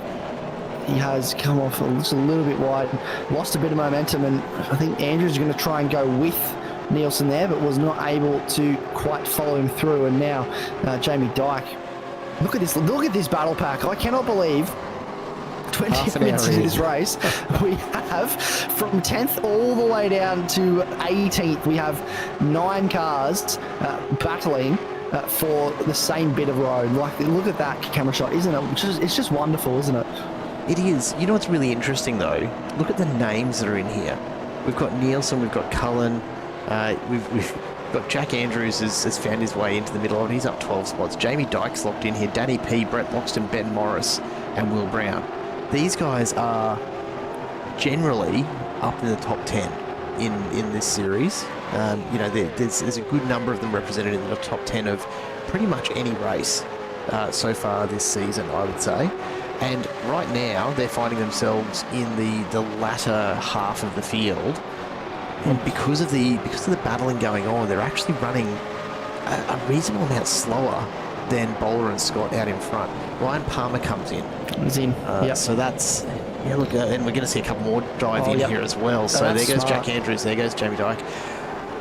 Yeah, look, I think that's a good move because this group is slowing itself down. They are falling further and further behind the leaders, and even as we come to the end of this first stint, we're talking almost 23, 24 seconds, if my maths is any good, from this group up to the leaders in Bowler and Scott. That is a huge amount of time to try and make up in the following hour. Even with the pace these guys have had, this is going to be a massive ask for them to get back in touch and to be challenging for a podium. They're really going to have to rely on their pit strategy to make that happen. Yeah, absolutely. This is, and I think Dyke and Andrews made a really good call there to get out of this little group of traffic, give themselves some fresh air, because how long do these guys stay out now? They're on lap 13, so I probably want to come in the next couple of laps or so. Ryan Palmer a little bit earlier than I might have expected him to come into the lane based on conversations I've had with him earlier today. But look, I think he's also trying to do the same thing, get himself on a fresh set of boots, get out of traffic. Well, not really traffic, but you know, Snadden and Hinds were not too far behind him, and I don't think he really wanted to worry about that too much at this stage, come towards the back end of the stint. But James Scott, he is determined to do the last to first before he even enters the pit lane in this race. He absolutely wants to lead this race before the end of the first stint, and I don't think Matthew Bowler is just going to pull over and let him go for it, so he has to work for it here. Dane Snadden 4 seconds behind these guys, sitting third on the road at the moment. Through Blanchimont they come now on the brakes, throw the car, and he is right in under that rear wing, and he's going to go for the overtake here, surely into the bus stop, and I think Matthew Bowler's actually just let him have it there, sort of broken a little bit earlier, let him go, and now we'll lead the race. Before we even get to the end of the first stint for James Scott, he has come 22 spots forward. He started in, what would that make it? 23rd position out of 25 cars. Is it? I don't know if we can count that as worth talking about now. Actually, no, you're right. Yep. So it doesn't count. Mate, everyone does it. Everyone does 23rd to first, but it's not every day you do a last to first. You know, it doesn't have the same ring to it, does it? We see Nielsen come into the pit lane as well, so a couple of these guys starting to drop out of this group and come in, try and give themselves some clean air. Ben Morris fancies a look up the inside of Brett Loxton. He's going to get that done as well. Ooh, has Loxton left the door too far open? Will Will Brown sneak through as well? I don't think so. Not quite close enough this time around. Will Buchanan picks up a slowdown coming up and over the crest there, which is... Look, it's a trap every time, isn't it? You're pushing so hard, and particularly on tyres that are getting a bit old, you're going to slide just a little bit further than perhaps you have been on the previous laps. And as a result, you end up going from just within the track limits to just outside the track limits, and it's one that's penalised fairly harshly. I think from memory it's about a 1.5 second slowdown for extending yourself beyond the limits there. Yeah, it's a fairly harsh slowdown. Fandel's he's into the dirt a fair bit. I think a few of them are into the dirt there. They were all pushing on these older tyres, trying to do everything they can to maximise, because I think they also know that Andrews and Dyke have come in, which I'm actually surprised that not more of the guys in this group have responded to the fact that Dyke and Andrews came in so early. They are continuing on with this, which is, I feel like it's a bit of a strange call. I don't know. I think Jamie Dyke could come out here in a very good position inside the top 10. So keep a very close eye on the pace that he's doing. I think his last lap, if I have a look, was, it was 3:02.0. So that's not really actually indicative because it was his out lap, but we'll get a really good idea this time around actually of what he's doing. He's got to slow down though, so that's not going to help. It's going to put him under pressure from Andrews. But if I'm these guys in this group here, I do not want to spend too much longer on, oh, look at that, more dust kicked up. Denny P is going to go for an overtake on Sam Cullen here. There's a little bit of a touch. He got very, very loose there. They touched, and when in a supercar, whenever the two cars touch, Scott Bowler is in, and James is, yep. So they're both in, and Stanton as well. So Hins chats out. So here we go. This is the problem, right? All of these drivers, they're out of fuel here. They're going to have to come in. We're going to have a very, very congested pit lane. This is a huge opportunity for the drivers that came in just a bit earlier to potentially pick up a fair bit of track position, because watch these guys come through this pit lane. It's going to be so congested as everyone tries to slow down. You get that accordion right there as everyone tries to get down to the pit speed. That's a decent run. If he's still got fuel to make another lap, that's potentially risking it a bit. But here comes Ryan Palmer. This is going to be really interesting to see. So Scott's on the way out towards pit exit now. You can see him moving back up through the field as he goes past all of the cars that are in there. I'm really interested to see where Ryan Palmer ends up on the other end of this, because he has flown past all of those drivers that are still sitting in the pit lane. Brown and Scott are both out and back on track. Ryan Palmer's going to find himself sitting pretty well alongside Bowler, but with some extra pace and tyres that are already up to temp. And the big moment there is as Palmer tries to guess which way he's going. Yeah, difference in speed, difference in grip. I think at exactly the same moment that Palmer went to make the pass, Bowler decided to move over for him. And that's probably fair enough. That was not super predictable from Bowler there, as Jamie Dyke goes through on James Doyle, who's fresh out from the pits as well. We're going to see a little bit of a change around here, I suspect, as everyone just starts to settle back in to the corrected order. James Scott and Matt Bowler still out in front by a fair way, but not as much as they were, or especially for Bowler. He's got Ryan Palmer right in behind him. James Scott, though, still up the road a little way, almost 3 seconds over Bowler now. So he's picked up a bit through that pit stop. What will be interesting is Will Brown. He looks like he's going to make it around on this tank relatively easily. It's certainly not costing him any speed at the moment that we can tell. It doesn't look to be running super low on fuel. So looks like he'll be coming in this time, you'd have to think. Yeah, there's nothing jumping out to me on this lap for Will Brown as to being a red flag in terms of lap time. Ryan Palmer did his fastest lap of the race on the previous lap, so he was flying at that point. He is taking advantage of these new tyres, and his stop was 3 seconds faster than that as now Will Brown does come in. But his stop was 3 seconds faster than that of James Scott and Matt Bowler. But keep in mind that was probably due to the fact that he came earlier, had to put less fuel in to get back to the tippy top of the tank. But it does seem that Matt Bowler, now that his tyres have come up to temperature, he's starting to pull away once again on Ryan Palmer, which will be a little bit more frustrating, I feel, because he would think that he could get that position held onto. And up the inside, speaking of positions getting changed, it is James Chastanoff on Thomas Hins.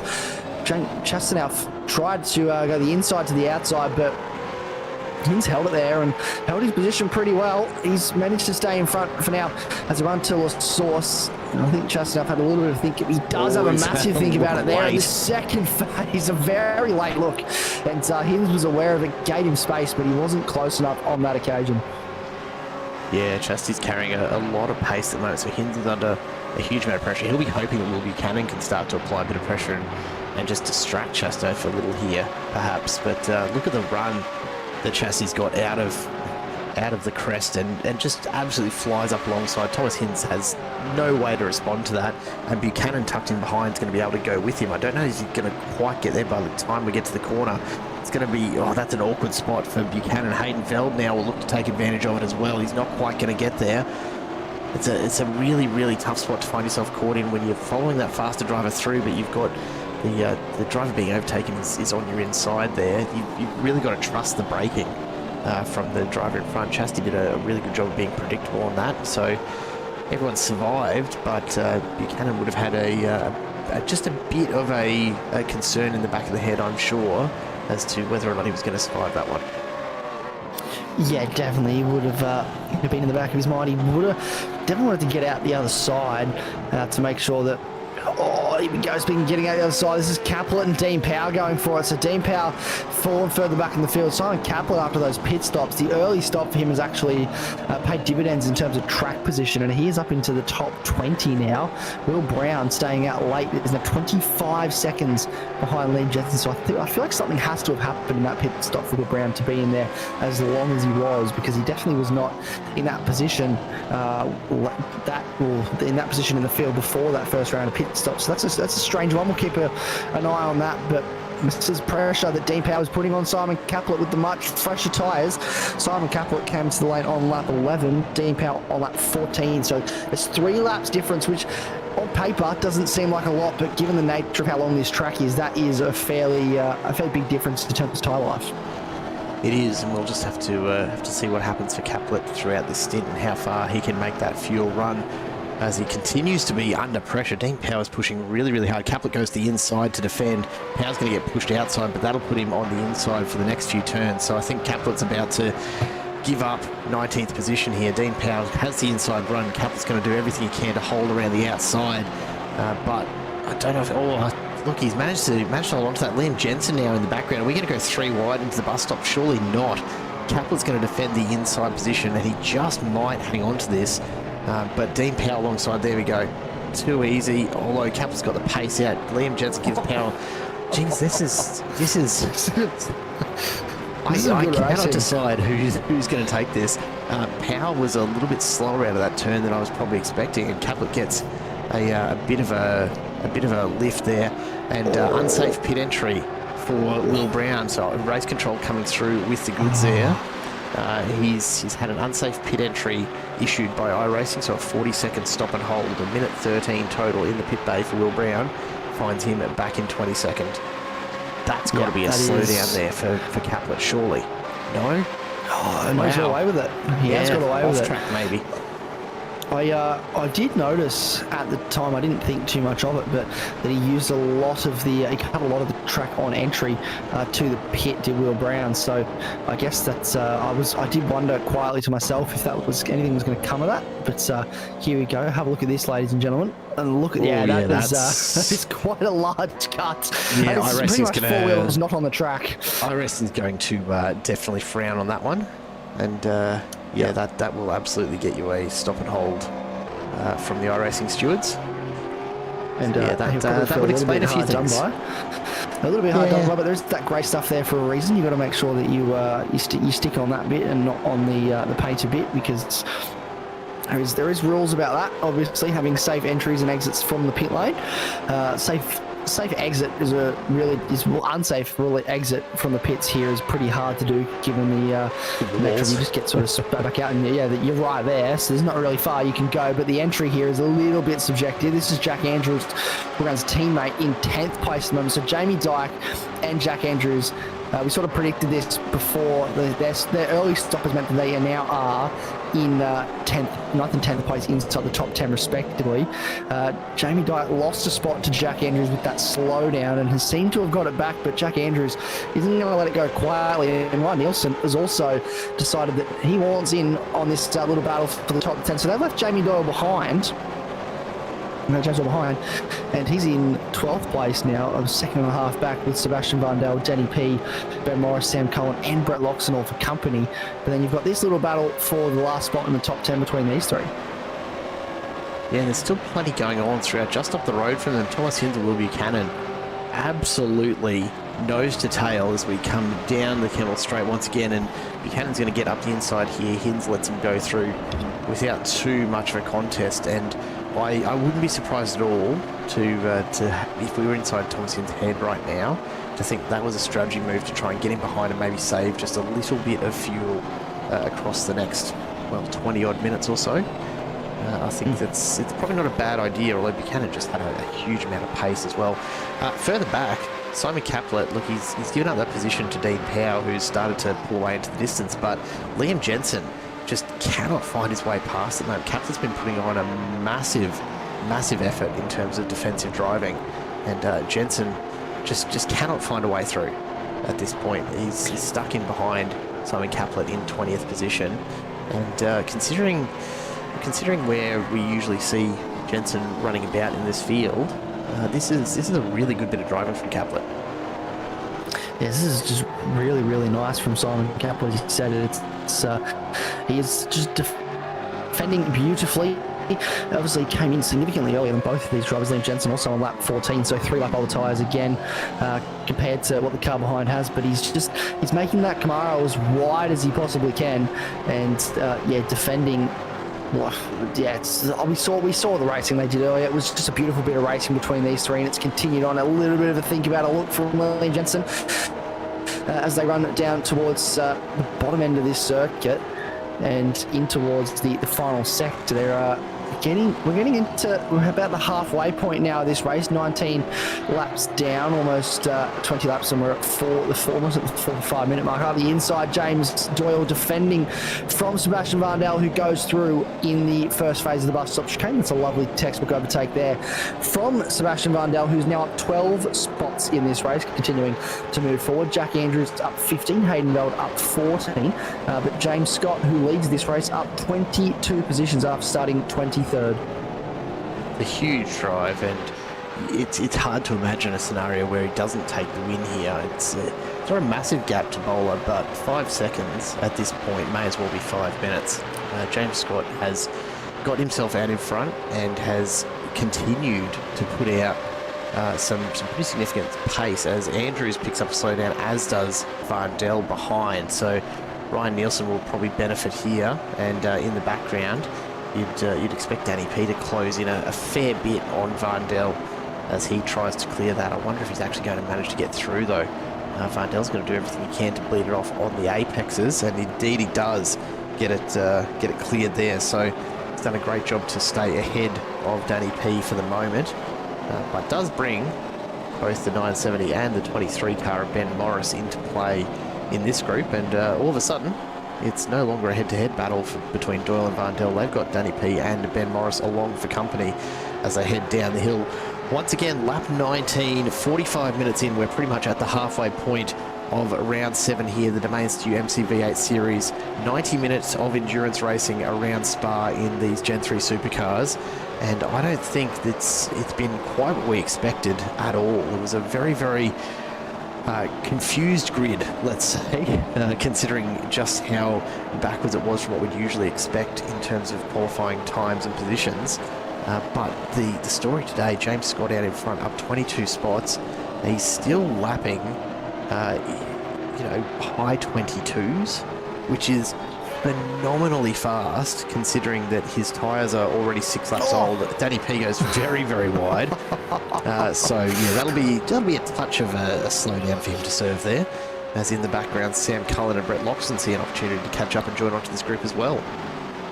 Yeah, Andrews is out. And I believe that that's a disconnect. Could be netcode. That is a disconnect. So Andrews had a disconnect with that. Is heartbreaking 45. Oh, no, he's back. Okay, no, he's back. The disconnect. The disconnect game, I think, will begin here, and that's scary stuff as well for both the man involved, as we see James Doyle and Sebastian Varndell once again going side by side. There's a little bit of touching on the run in towards turn 1. Doyle has the inside line, so you think he may hold on to the position here, but around the outside from Varndell, he's got the better drive off the corner, and he might actually get this position, and he does. That's a lovely overtake around the outside from Varndell at La Source. But that disconnect from Andrews, it's scary stuff, not only for the driver involved, because you think, oh no, my race is gone, I'm out, but the driver is around him, and he's sort of on his own a little bit at the moment, but anyone around him, it might be a bit of blinking, and that's not what you want at all.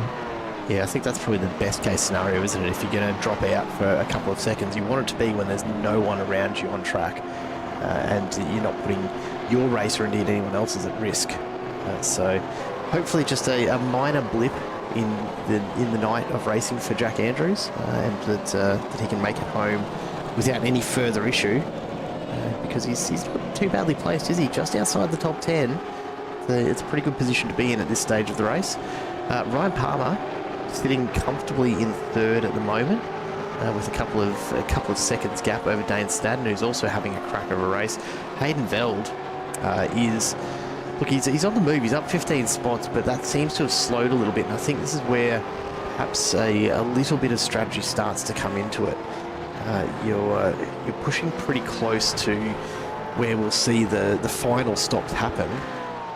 And I think the thought process at this stage has to be, how much can you minimise that final time, that final pit stop? How much time can you carve out of it by minimising the amount of fuel that's left to take on, without costing yourself race pace? And it's a very, very fine line, isn't it? Absolutely. We saw drivers go for 14 laps in that first stint, and that's the sort of numbers that I was given by a couple of drivers coming into this was 2 14-lap stints and a 10-lap stint at the end. So that's what I think a lot of drivers are going to be aiming for. If you have to come in earlier, it means that you're going to have to spend a little bit more time in the pit lane getting fuel to get you to the end of this race. James Doyle trying to get a spot back on Denny P here, and Sam Cullen's going to invite himself, and Brett Loxton's probably also going to invite himself into this party. We're going to have 4 cars battling for position. Sam Cullen very aggressive across the front of Brett Loxton there, and Denny P very defensive into turn 1. Into the back of him. Sam Cullen carried a lot of speed in that corner, giving him a boost though, and got Denny P out in front of all of them, giving him a little bit of a head start up the road. So yeah, a bit of bump drafting mid-corner, if you don't mind. Yeah, I don't know if that was necessarily a great move for Cullen's race, but I think Danny will be pretty happy with that, as Varndell stays really, really tight and tries to get ahead. Ben Morris is not going to get there this time, but he'll tuck in behind and maybe think about a move in a couple of corners time. Oh, that's a motor. Oh, he's popped the motor on the downshift. That is gone. That Sebastian is gone. is out. I'm surprised that's the first motor of the night. And he's actually done really well. He's got that right out of the way as well, so we will avoid a safety car here. So he's done really well to just carry that speed along.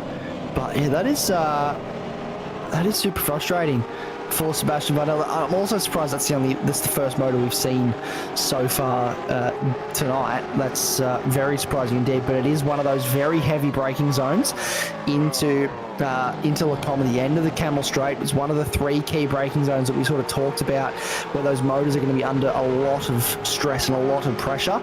And unfortunately for Sebastian Varndell, who has now got a tow back to the pits, he will need to put a new motor in that car. Yeah, and the biggest problem is the amount of time it takes to tow around Spa. It's a long way back to the pits. I have a look at James Doyle getting very, very loose on the exit. That's going to cost him 1 spot, maybe 2, as Sam Cullen looks for an opportunity. Let's jump on board with Varndell, see if we can catch the moment on the iRap Designs replay.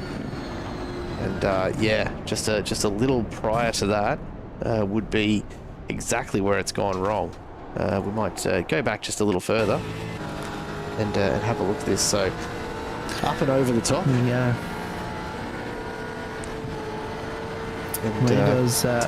Back in, but watch the shift here. Watch the downshift.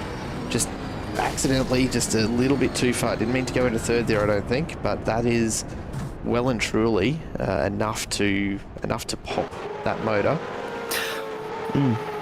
So, That's the hard part as well, though. GT3 cars and Formula style cars is up the inside goes Sam Cullen. He carries a lot of speed into turn one, does Sam, and tries to hold on. But I think they're going to be side by side once again as they run down towards Eau Rouge. Oh, big nudge there's a little bit there. of touching between the two of them. A big nudge. He's let him know he's still there. They're going to go side by side through Eau Rouge. Come on, gentlemen. Kind of sort it out, and they do in favour of James Doyle. But yeah, that's the difference between a supercar and something like a GT3 or even a Formula car. Formula cars, you can sort of throw it down the gears really quickly. As James Chastain ran really wide there, it's going to open up Will Buchanan to go up the inside. Does get that move done from Will Buchanan. So that's a lovely move. Off the road is Danny P. Oh, he's going to get a slowdown. He's going to have to serve that, and he will serve that as quickly as possible to avoid losing more spots. But you can throw it down the gears as quickly as you want in a Formula car. A GT car, it won't let you shift down unless it's in a certain range, so you can't pop the motor because it just won't let you shift. You can pull the paddle as much as you want, but it's not going to let you shift down. So supercars, it's essentially it's a sequential gearbox. It's a manual gearbox. If you want to be in sixth gear, revving it, and then all of a sudden just throw it into first gear, you will blow up the motor like a normal manual car if you tried to do that in real life. So there's a little bit less control. So I think for these guys that are going from up the inside now, Sam Cullen finally gets that move done on James Doyle. Does he? He does. And that is position done. But for these guys that are driving lots of different cars, obviously MC Motorsport's doing the supercars and the GT3 cars. You're driving two different styles of cars. You've got to, you get to a point where you're trying to be as used to it as possible, but sometimes muscle memory kicks in and you try and throw it down the gears just to pull the car up, especially when you're as close to a car as Sebastian Varndell was, right on the back of Ben Morris. You're trying to pull it down the gears to pull it up, and you just sort of forget that you can't just really shove it down as much as you want to.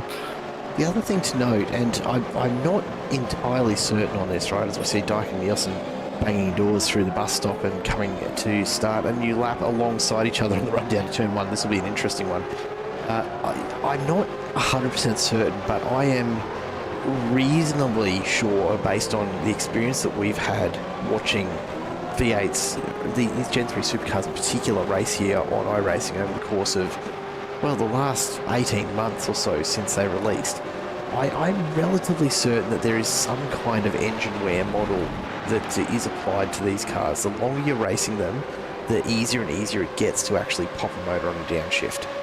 They will tolerate a certain amount of over-revving on the downshift, but if you're doing it consistently time after time, lap after lap, and certainly from the conversations I've had with drivers who are very experienced behind the wheel of these, it does seem that there is a wear factor of some sort that's calculated here. And I don't know how it happens, and I could be completely off the mark, but I'm pretty sure that what we've seen there is Varndell just trying to extract the maximum he can from an engine braking perspective and finding that perhaps he's past that wear limit.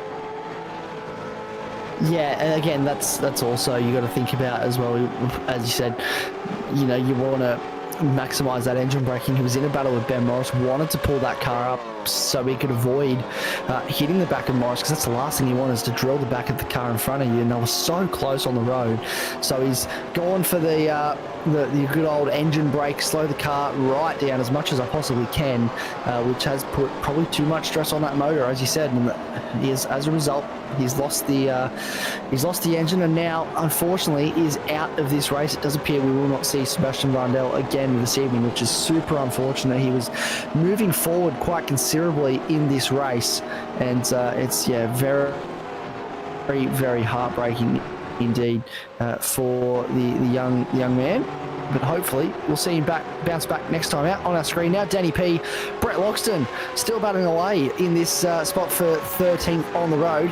Danny P, we saw him off the road a couple times earlier, massive off the road at Lake Com, just a couple of laps to go. Got to slow down as a result, so he's worked hard to close back up to the rear of Brett Loxton, and now sizing up for a move on the run towards the bus stop now. Brett Loxton's very, very defensive. He's aware to the fact that Danny P was going to try and go up the inside there. Danny P got a little bit crossed up on the run into the bus stop as well, and in the braking zone, but Brett Loxton, he was there. He parked the car in the middle of the road and really left Danny P no choice but to sit in behind. And honestly, that is some brilliant defensive driving there. So often, a driver behind you will expect that if you're going defensive, you go all the way to the inside to really block up any kind of move. But Loxton made it so difficult for Danny Peter to make a choice there as to which side he was going to dive down. You saw the indecision in the car movement from Poulton. It was all over the shop as he desperately tried to work out under brakes. Okay, do I have a move here, or am I going to have to just stay in behind? Unfortunately for Loxton, it's only delayed the progress there as Poulton goes through relatively comfortably in the end. So he'll pick up 13th and he'll look to just extend that gap and give himself a bit of extra space. G'day, Brad Hayes checking in the chat, mate. Good to have you along as always, and glad you're enjoying the coverage here tonight of round 7 of the Domains2U MCV8 series presented by MC Motorsport. It is 90 minutes of endurance racing here at Spa, and I'll tell you what, 90 minutes behind the wheel of a Gen 3 supercar. It's a workout for these drivers, and there'll be some very, very sore arms and shoulders for a few of these guys at the end of this one, I reckon. Yeah, it certainly is. Look, 90 minutes behind the wheel of any car is a workout, let alone a supercar where you've got no ABS, no traction control. Your brain is working overtime to factor all of that in, and then also look at who's around you, and being someone like Jamie Dyke, Ryan Nielsen have been in these battles for pretty much the entire 58 minutes that we have been green here. This is a lot of pressure for these guys to try and soak up, and it's a lot of mental strain, it's a lot of physical strain, and you'll see as we get to the end of the race, these guys start to maybe make a mistake or two. Ryan Palmer's in, so we have just over half an hour to go, and Ryan Palmer has decided it is time to come in for his final pit stop. He previously came in, if I have a look, on lap 12, I believe, was the last time he was in the lane. So he's done about 13 laps here, which is a bit of a bigger stint, but he's going to have to do 13 laps roughly to get it home. Up the inside now, Nielsen on Dyke, very late under brakes, carried a lot of speed. He'll go very wide off the circuit. That'll invite Dyke to come back in. This could open the door for Andrews as well now to gain a spot, and Andrews will go around the outside and go past on Nielsen. So Nielsen lost 2 spots there, carrying a lot of speed. Sam Cullen also in the pit lane. So we're starting to see the final round of stops beginning to take place with 13 laps to go, roughly 13 laps to go in this race. That's really interesting. I would have thought that the move for these guys at this stage, the field is spread out enough that you're really not too worried about getting caught in much traffic. Oh, a big moment for Andrews. He completely overcooked that corner and gets it back on track, but he'll have a slow down to serve here, so we'll see him try and burn that off, but he's going to get on the brakes pretty heavily to get rid of that, and then straight back on it as Nielsen and Morris come back through. I would have thought that the move here for the likes of Palmer and indeed Sam Cullen would be to try and push on for as long as they possibly can and minimise the amount of time they actually need to spend taking fuel for this last stint. Now look, maybe there's nothing to it, right? Maybe it's 6 one way, half the dozen the other, but I just wonder if they could have saved themselves a few seconds maybe in the pit stop by extending to take just a little bit less fuel next time around. They should have still had some, I would think, in the tank. Now that said, Ryan Palmer looks to have spent pretty well bang on 28 seconds in the pit bay. I can never remember exactly how long a set of tyres takes on a Gen 3 supercar, but maybe he's got that figured out to just the right length of stop there, that it's not cost him any extra time in taking tyres, and in fact he's actually got the fuel time and the tyres time bang on.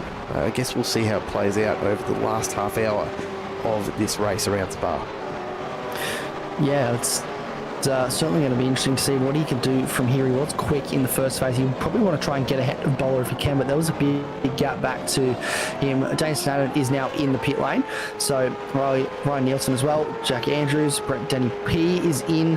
We're starting to see more and more drivers blink now as we hit the hour mark. We are an hour and 1 minute into this race.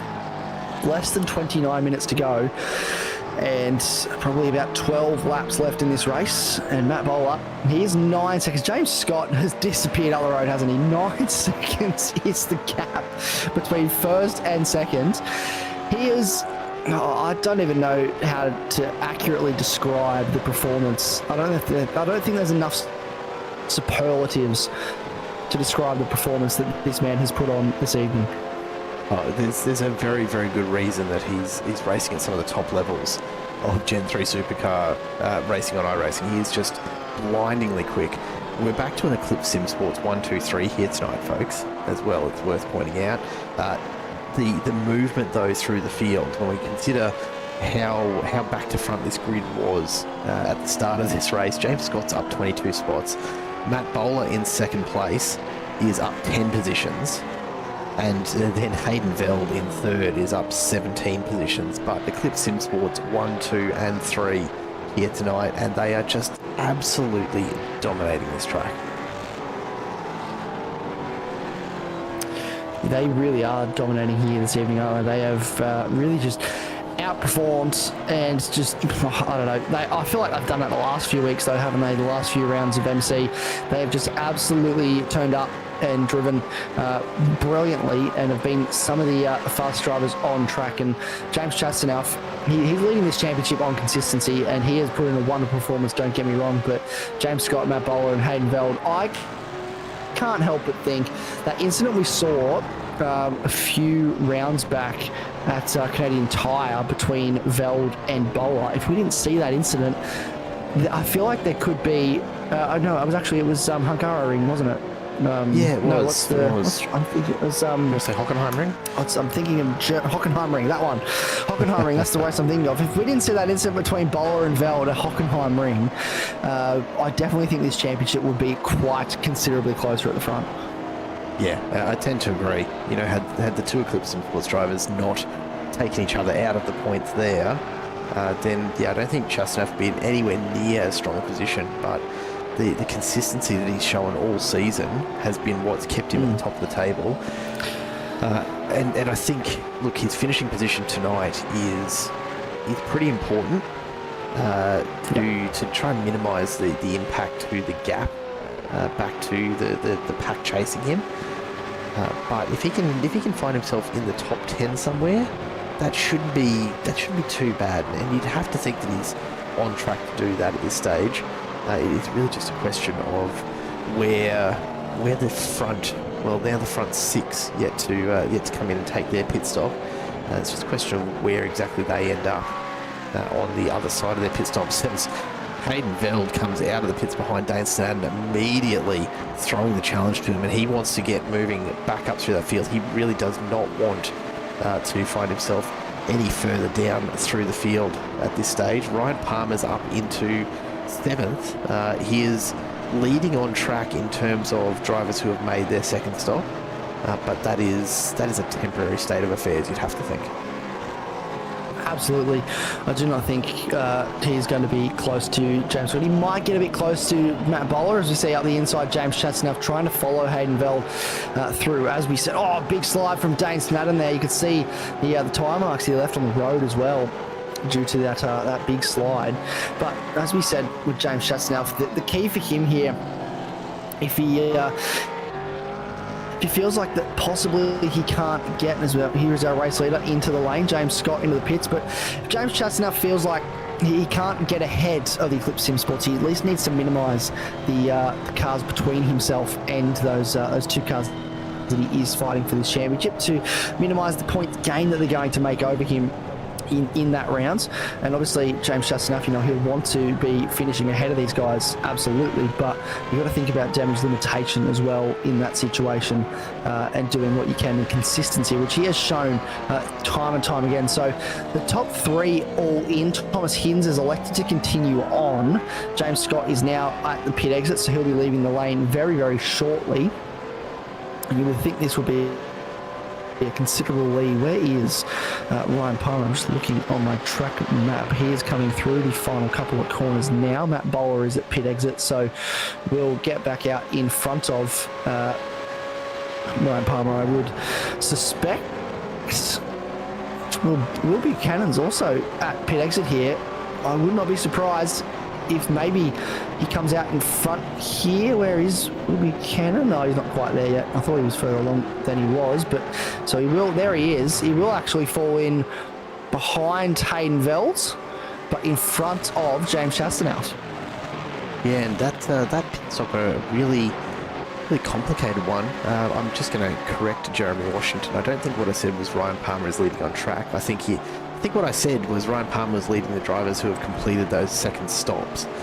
Yes. let's not give Ryan Palmer too much credit at this point. That's very unlike us to do that for an ADHD driver, and we'll maintain that, I think.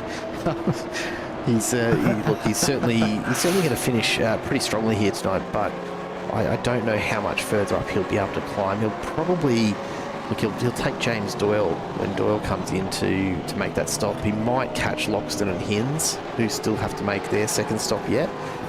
But it's I don't think he's going to progress too much further than about fifth at the moment. He's certainly got Hayden Veld breathing down his neck at the moment, who will undoubtedly take another spot away at some point. 22 minutes or thereabouts to defend here. That's going to be a really, really big ask for Palmer. We've seen him do it before, and you can see him go very, very defensive now as he starts to just try and extend the fenders on that Camaro to be a full lane width around Spa. It's going to be a massive fight for him. Make that as wide as possible. Looking at my numbers, this is the battle for the last spot on the podium on correction once everybody comes in the lane. So Thomas Hinds is in. This is his stop now, his final stop of the race, lap 28, 10 laps to go. So he's split it the way that we predicted at the top of the broadcast, 14, 14, 10. And look at the pressure that Hayden got. He's basically pushing him towards Blanchimont now as Scott goes through. Brett Loxton also in the lane. Here we go. Hayden Veld, is he going to think about a move up the inside into... No, he doesn't at this stage. Palmer's just parked it in the middle of the track there. He has. Palmer has been very smart. Nice run on exit. Carrying Sabrina with him this evening is Hayden Veld. He always carries Sabrina on his cars. And I'm sure she's cheering him on wherever she's watching, probably over in the United States. And I know for a fact she does not miss a race of Hayden Veld. She's his biggest fan. And I believe that goes both ways. But he's trying everything he can to get past Ryan Palmer at this stage. And it is now the battle for third. And Will Buchanan wants a part of it. And if these two keep going, not only will Will Buchanan have a part of it, but James Chastenout will also have a part of it. Yeah, and look at the pressure. There's just a couple nudges here, a couple nudges there. Ryan Palmer under immense pressure. Look at him defending on the inside. Hayden Veld you can tell he's getting frustrated with it. He really wants to push through. Palmer is having absolutely none of it at the moment, and he's doing a brilliant job of holding his line. Veld's got to be really, really careful to not nudge too hard here.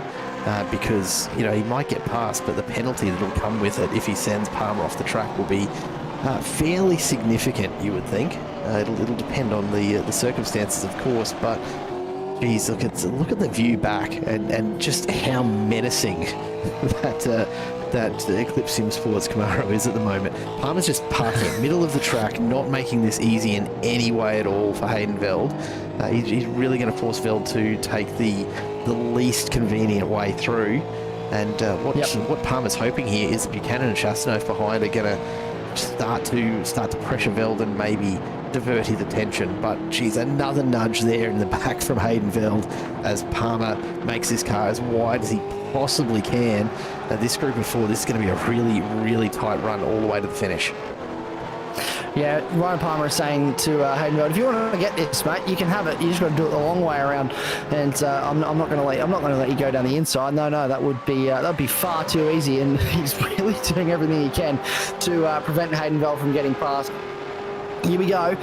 Pulls out alongside now, but I think they are still in favour of Ryan Palmer at this stage through Blanchimont. Look at them all.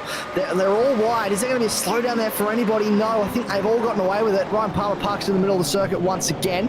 Hayden Veld looking to take that first part of the chicane as tight as possible to open up this second phase, and he's got the run off the final corner. There's a little bit of touch between them. Hayden Veld, he's done well to catch it as he is on the grass. He's kept it out of the wall though. A little bit of a touch between Palmer and Hayden Veld has unsettled that car. And he's managed to catch it. I thought he was in the wall for sure. Here comes James Chastain. Here comes Will Buchanan. It is all happening. Ryan Palmer's trying to skip away in the distance like nothing's just happened. Just say, see you later, gentlemen. I'm going to run away. But Hayden Veld has held on to fourth place and now has to try and close back up that gap to Ryan Palmer once again. It is happening here for the last spot on the podium. I guarantee there was a radio call to race control with that one. I don't think there was anything in it. Ryan Palmer lost the rear end a little bit under acceleration. The rear tyres just protesting the full application of 600 odd horsepower to the ground. So he got a little bit loose as a result of that. Chastanov's just picked up a slowdown, so he's going to have to try and wipe this off without giving up a spot to Buchanan. Dane Snadden has now joined the back of this group as well, so this is really coming together at the moment. Veld is starting to reel in Ryan Palmer again. I suspect we're going to see Hayden Veld go pretty aggressively at Palmer after that last attempt at it. But look, Palmer, to his credit, he's just been doing what he needs to do to frustrate every effort that Hayden Veld has thrown at him to make the pass here.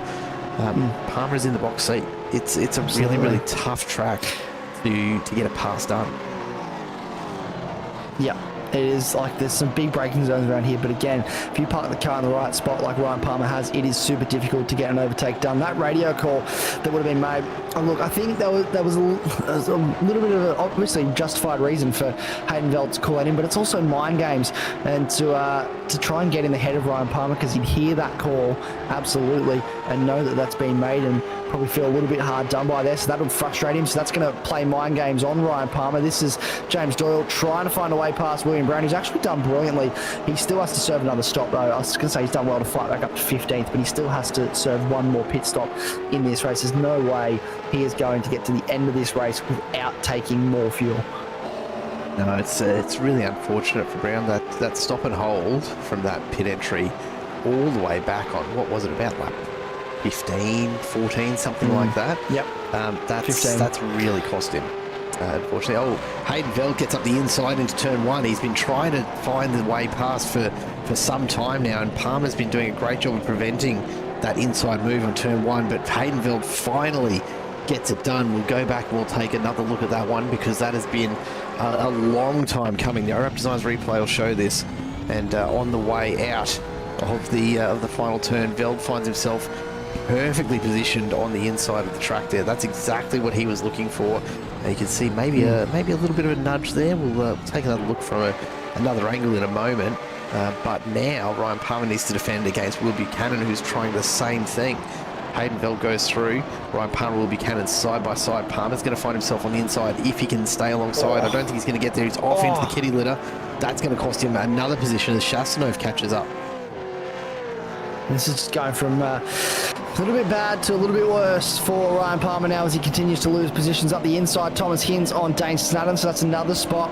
And Ryan Palmer, he did really well to hold onto that podium spot as long as he could, but now he's getting swallowed up a little bit by all these drivers who are on much fresher tyres. I say much fresher tyres, it's only a lap or two or three laps difference, but as we said earlier, it's such a long lap around here that 2 or 3 laps does make a huge difference. Here we go, the replay of what has happened with the two of them. A little bit loose again for Ryan Palmer on the exit. That would not have helped at all.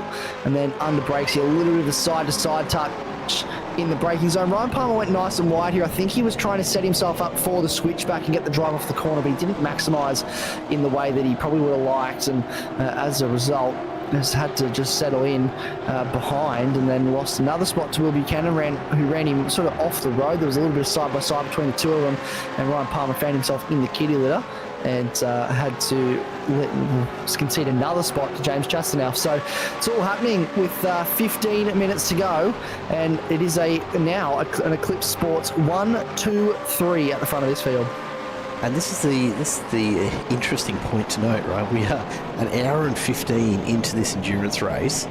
Who would have thought? Oh, in the background, Dane Snadden goes very, very deep under brakes and manages to get it pulled up before he goes too far off track, but that's dropped him even further back.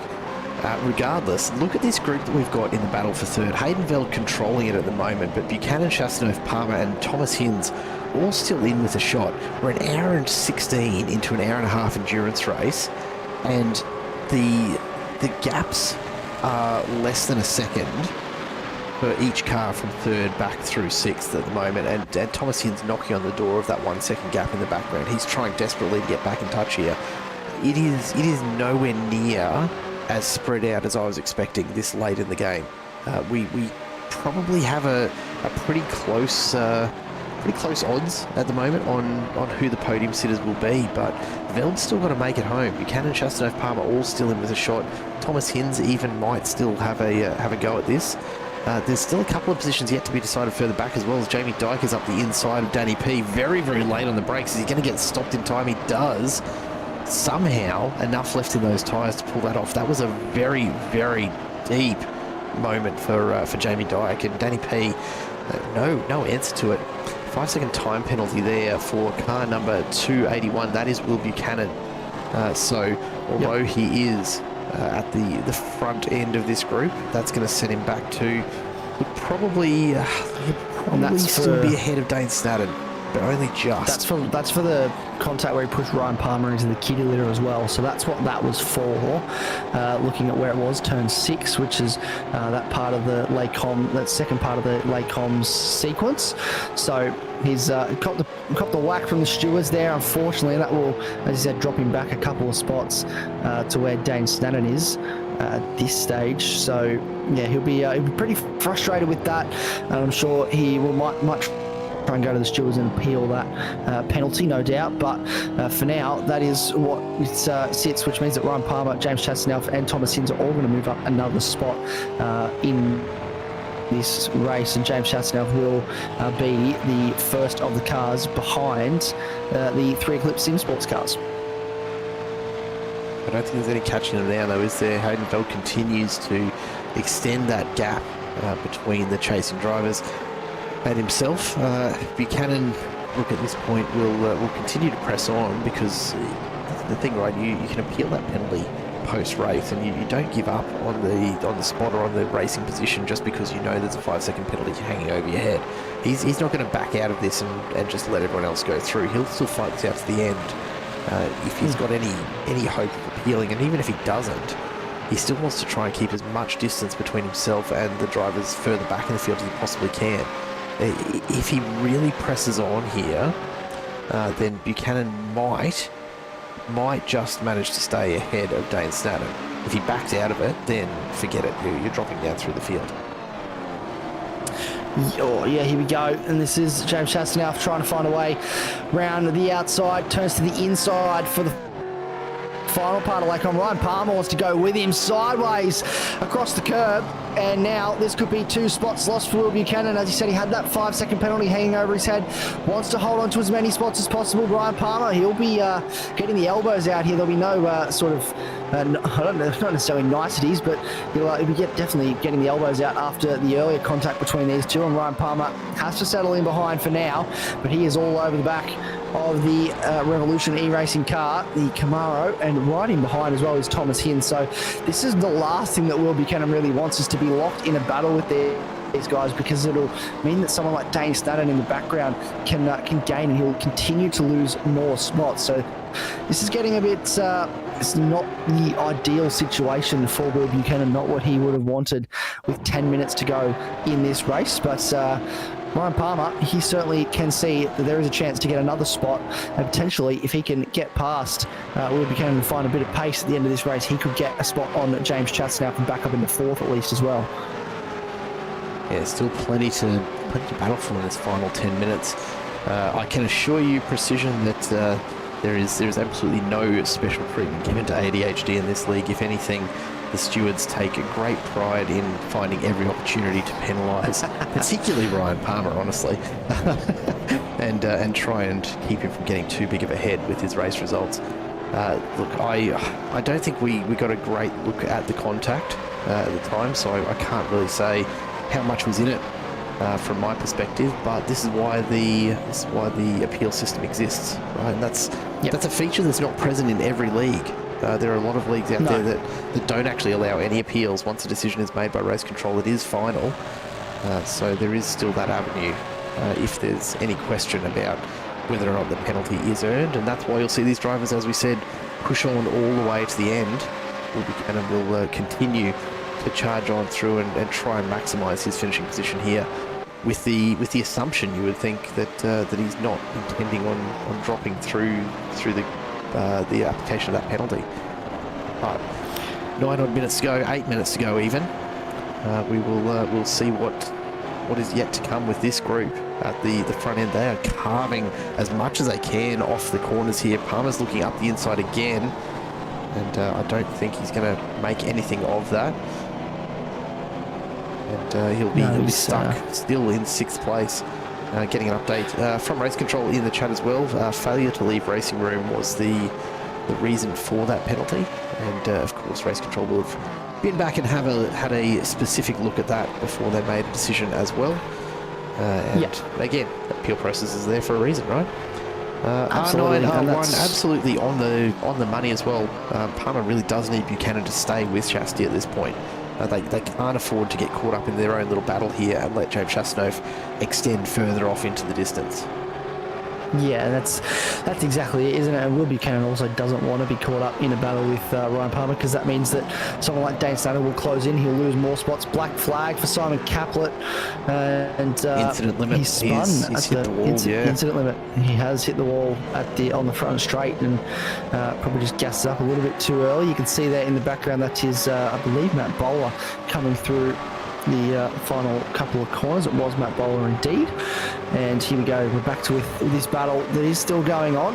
And look, yeah, there's definitely no favouritism towards ADHD in this competition box. If there's anyone I love seeing get a penalty, it is Ryan Palmer, and I'm sure he'll have some words with me when he watches this back and hears that I've said that. But no, assuming he's got the attention span to make it to an hour and 23 into. He does like to go back through the broadcast and find some little gems that I drop in here and add them to his little thing of quotes that he sends me every now and then. But no, it's the stewards do a wonderful job in this league of making sure that they stay as unbiased and make sure they look at the incident on face value, and it's something that they've always done well here at MC Motorsport, and something that I know Mitch Curry is a big firm believer in, and leads by example in that sense. So it's really good to see. And Simon Capel, this is what happens, very loose on the curb, and just just run across that curb even more when he was trying to gas it up, and the curbs are so slippery even in dry conditions that just caused him to spin and hit the wall. And unfortunately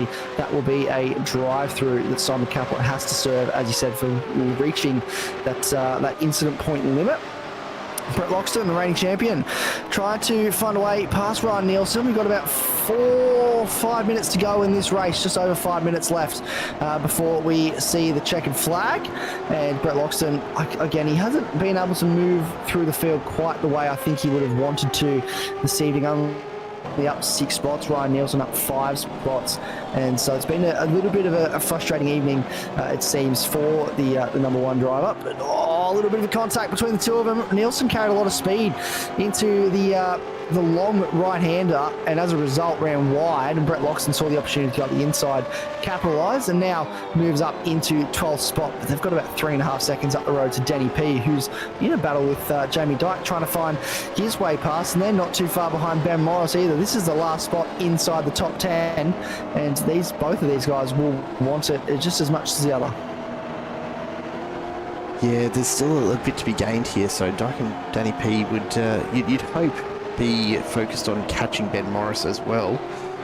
Request for the replay of the Buchanan Palmer incident. Look, it's unfortunately not an easy one for us to track down because it hasn't actually registered as an off-track in our broadcast software. So I would have to try and find it, but I don't know that it's going to be the easiest to track down, unfortunately.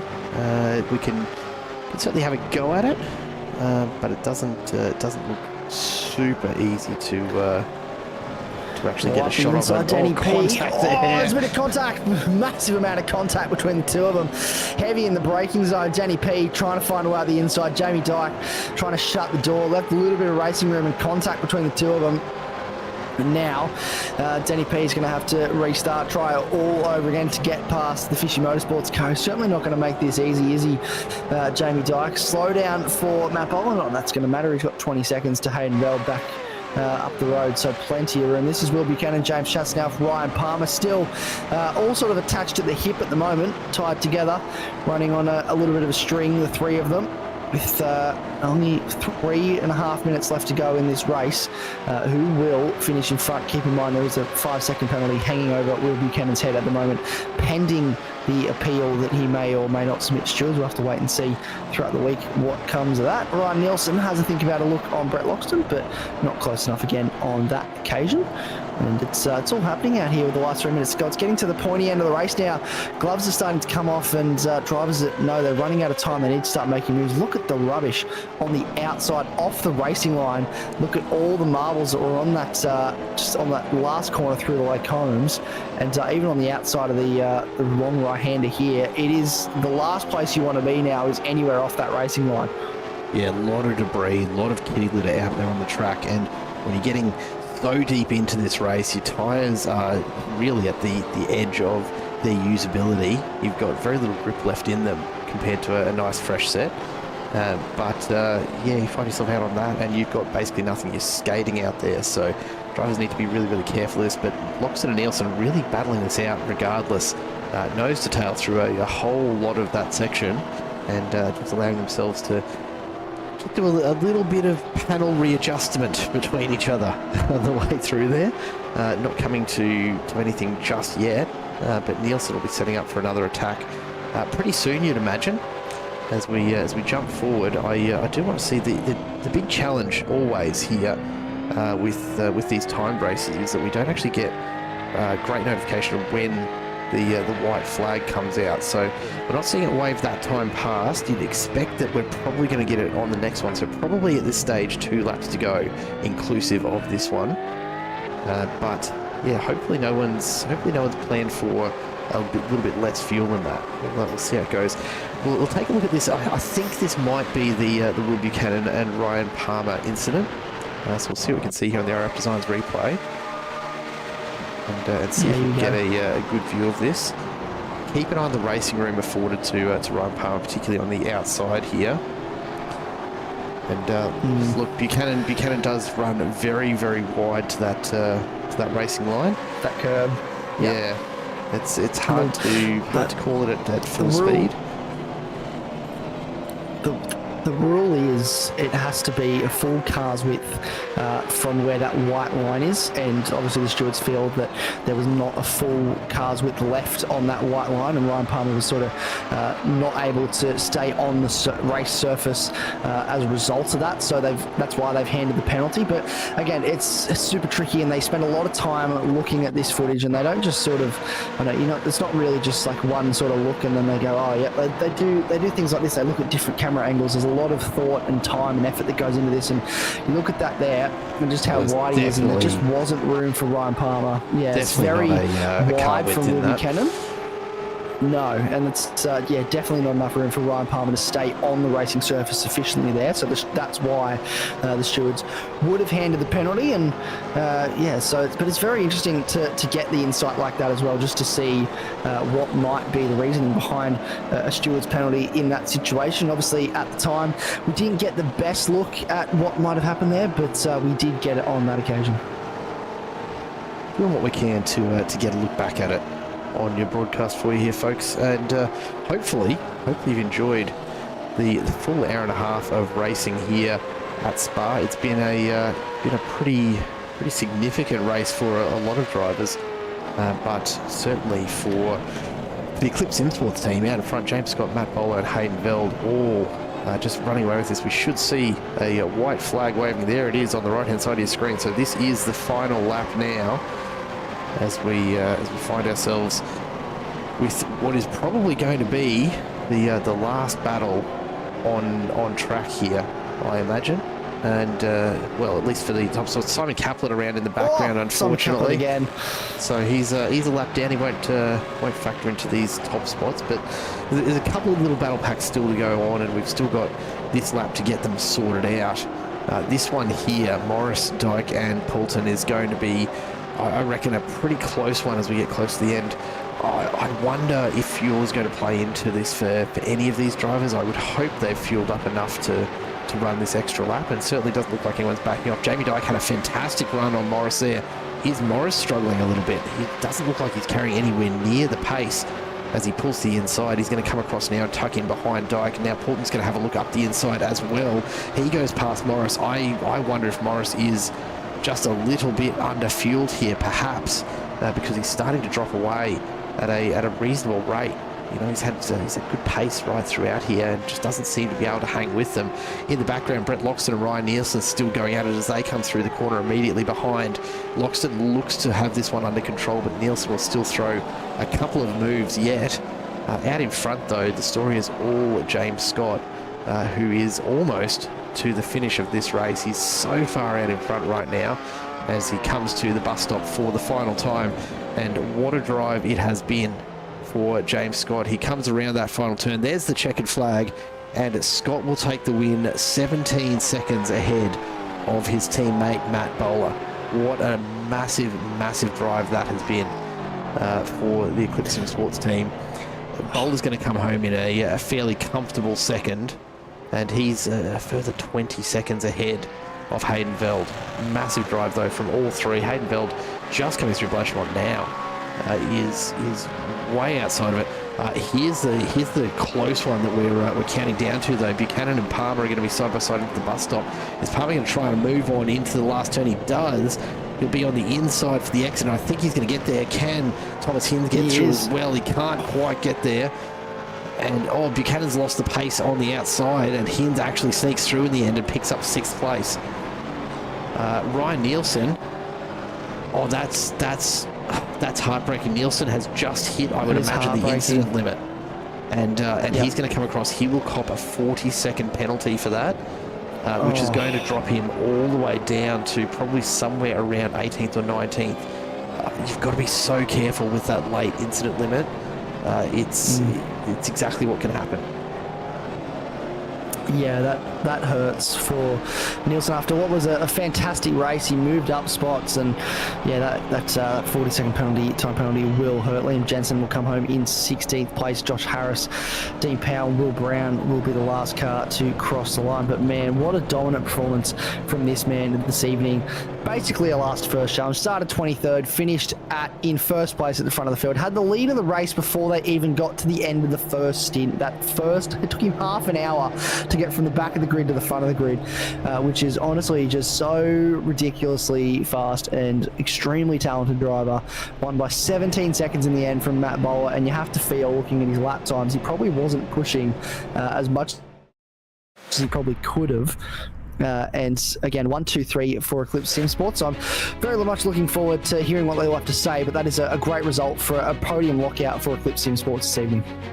It really is. This is how it stacks up. James Scott, Matt Bowler and Hayden Veld. 1, 2, 3 for Eclipse Sim Sports here tonight. James Chastano finishes in 4th, which he'll be stoked with. That'll really help defend his position at the top of the championship. Ryan Palmer comes home in 5th with Thomas Hinds and Will Buchanan behind. Dane Snadden and Jamie Dyke in 8th and 9th. Then Danny P rounds out your top 10. Ben Morris ahead of Brett Loxton, then Jack Andrews and James Doyle ahead of Liam Jensen. Josh Harris comes home in 16th ahead of Ryan Nielsen, who with that late penalty unfortunately drops all the way to 17th, just behind Harris by the look of things. Dean Powell takes 18th. Will Brown, the last driver to finish on the lead lap here in this endurance race, he comes home in 19th ahead of Simon Caplett, who finishes 1 lap down. In 20th position, further back in the pack, Scott Watts finishes 2 laps down after a pretty rough start. He's managed to hang in there till the end though, so he'll pick up some good points. And then Sam Cullen, look, no safety car drivers tonight, but unfortunately out 11 laps back, so a long way down through the field. Sebastian Vandel, with that popped motor, found himself out of the race with 18 laps still to go. Jacob Billiard out early, and Brad Grant out effectively lap 1, lap 2. So a bit of an interesting one there. I think had the black flag for a jump start, I believe, was what caused that, but just never really got back in it, did he? No, unfortunately, he was never able to get back in it, and I think that was the story for a couple of drivers this evening, though, wasn't it? Unfortunately for a few drivers, there was incidents early on, and they just weren't really able to bounce back in the way that you thought they would have. But look, what an evening of driving from racing from a lot of these drivers, and to come through the field that way quite a few of them have done, especially because a lot of them missed qualifying, but we knew that would happen as well. We knew that there was a lot of faster guys starting back in the pack, and it's just it's been one of those evenings. 90 minutes around Spa, no safety car, which is a surprising one. We got 90 minutes of green flag racing, so I think all these drivers are definitely feeling it. After that, they will be absolutely exhausted after 90 minutes of green flag racing. So at least at Hockenheim, they had a safety car or two to break it up, but I think they'll definitely be sleeping well tonight. Well, it's probably about time that we had a chat to a few of those drivers and catch them before they do go and celebrate too hard. And we'll start off, of course, with Hayden Veld, who I very rudely dragged in while he's right in the middle of having a chat to his teammates in the green room. G'day, Hayden. Welcome back on into the booth, my friend. Yeah, you going, lads? Look, how are you going, mate? We've been sitting up here in air-conditioned comfort. You've been out on track for an hour and a half, banging it around Spa, up 17 spots from where you started. So had a long way to climb through the field. How are you feeling right about now? Now I've got some go-go juice in me. It's a little bit better. But no, it was actually quite a difficult race after the lap 1 incident, which made it a little bit harder to come through the pack as well. Fortunate to also start further back. But yeah, no, it was relatively clean apart from that. Difficult track, different layout for once, which is cool. No, good. And mate, a 1-2-3 for Eclipse Sim Sports. It's starting to become a bit of a habit for you guys, isn't it? Just find yourselves out in front. You told us, I think it was only last week, that there's really not much in the way of conversation going on, not even in the same Discord chat during these races. Is that the case again tonight? Yeah. I don't know about Bowler and James. I don't know. They might have been chatting. I've got no idea. But I'm more with the koala guys in this series. Obviously clips paints, clips stocks, and all that. But more helping out those boys. So don't really get to chat to them if they're making any changes to the set or their strategy-wise. It's all sort of free-for-all, as we've seen at Hockenheim. I'm sure everyone remembers that free-for-all moment. We may have mentioned that at one point or another tonight anyway, Hayden. So, mate, look, good to see some good results regardless for the team. Before we let you go, anyone you want to say hello to? I'm going to give a shout out to Rufus DeSol this time. Changed up from Sabrina, so that decided, it was actually pretty good. Shout out to whoever got me at turn 1, because that eliminated Bowler being able to take me out actually, so I've probably become a little bit safer. Shout out James Doyle for serving the slowdown on the racing line, lap 32 apparently, is what I've been told. He gets a shout out, and also being a good man on the broadcast. Heard he got quite a few showings. All the boys, the usual stuff. You guys, see everyone racing. Yeah, good fun. Always good fun, mate. Great to have you in the booth once again. Congrats on the result tonight. Hooroo, boys. Hayden Veld there takes a P3, and we go to P2 now. And if we can find him floating around somewhere in the green room, we're joined now by Matthew Bowler. G'day, Matt. Welcome on in. Thanks, boys. Well, that was a pretty interesting 90 minutes to watch from our perspective. How was it from the driver's seat for you? Talk us through your approach to tonight's race and how you carved through the rest of the field. There wasn't really an approach, to be honest. Obviously missed qualifying last night because I was racing Scops. So yeah, first lap was in the practice server tonight, and had a bit of pace, but James was way too quick as per. I knew he was starting a bit further back than I was, but he got to me a bit quicker than I probably would have liked. But I just let him go. I just wanted to save a bit of fuel to get an extra lap in, and then just pretty much cruised to the end. There was no one really around. The long races can be a bit like that, so it was more just watching the off tracks and just cruising home. And how do you find it? I'm always curious on other people's perspective, because I personally, I find it to be one of the hardest things is going out there and racing, particularly a track like Spa, when you do find yourself really on your own a lot of the time.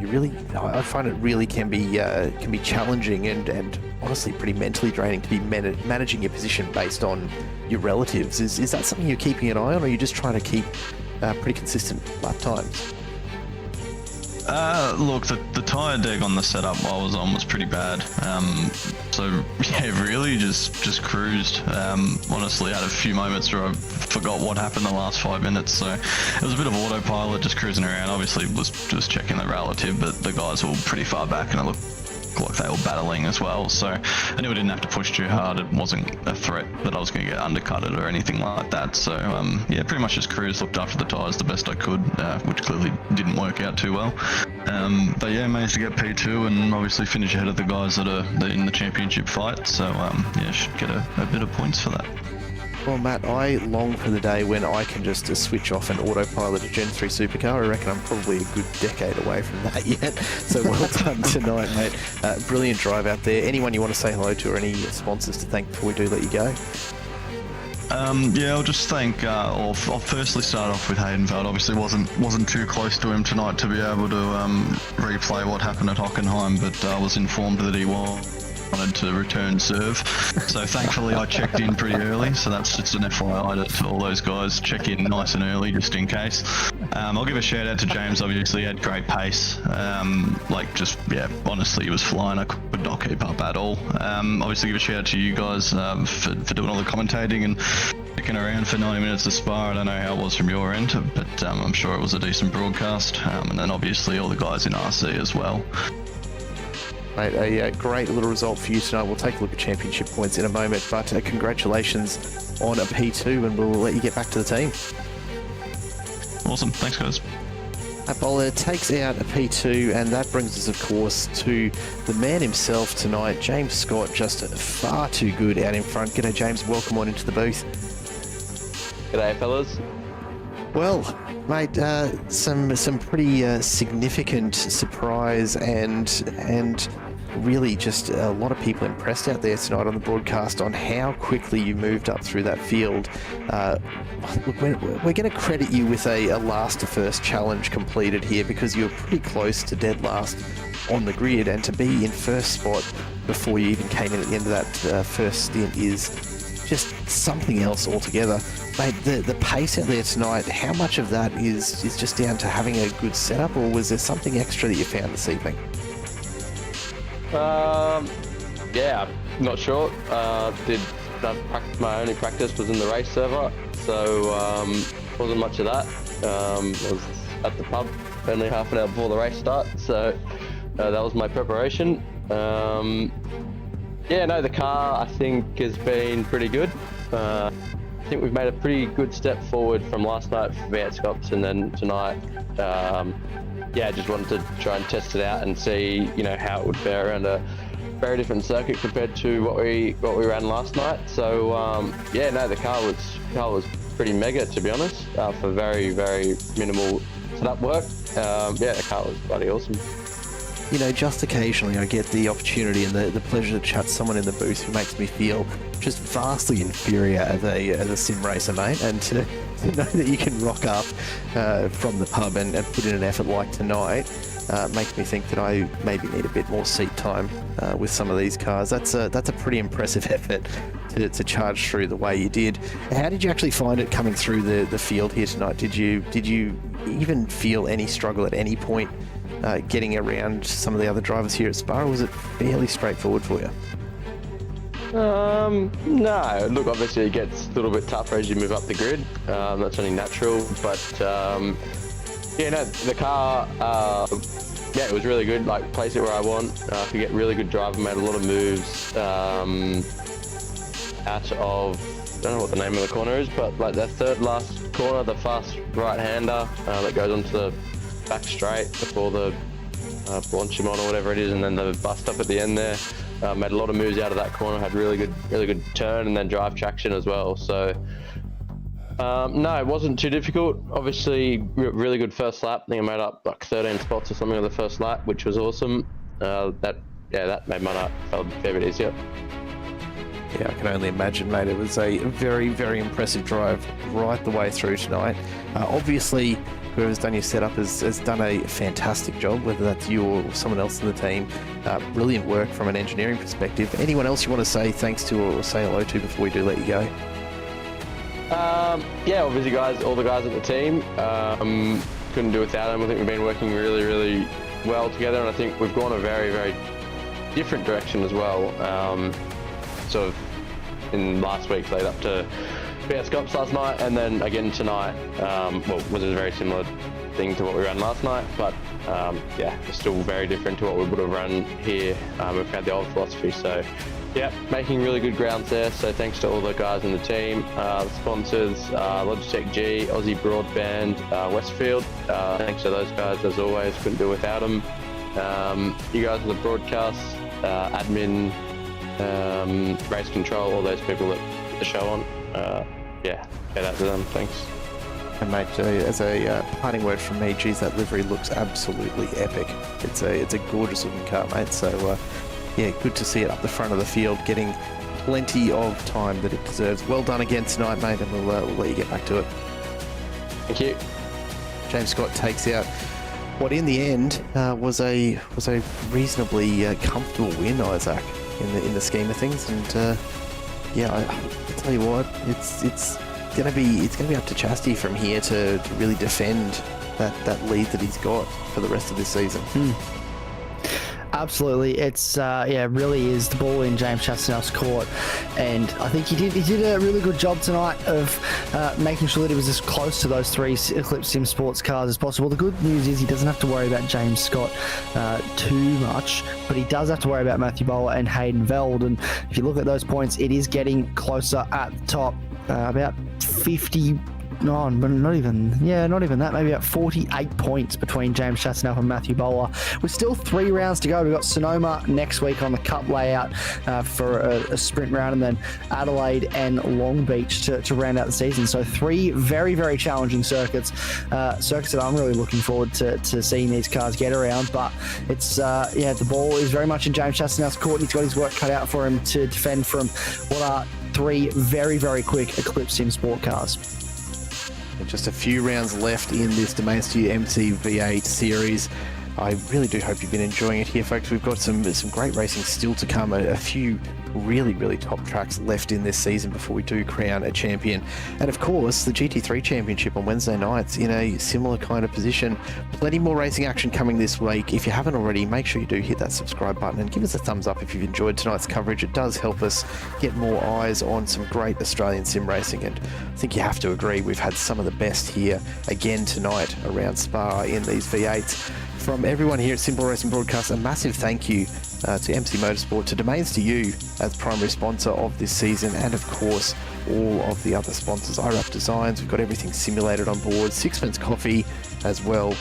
There's so much that goes into putting these seasons on, and great to have that support along each and every week.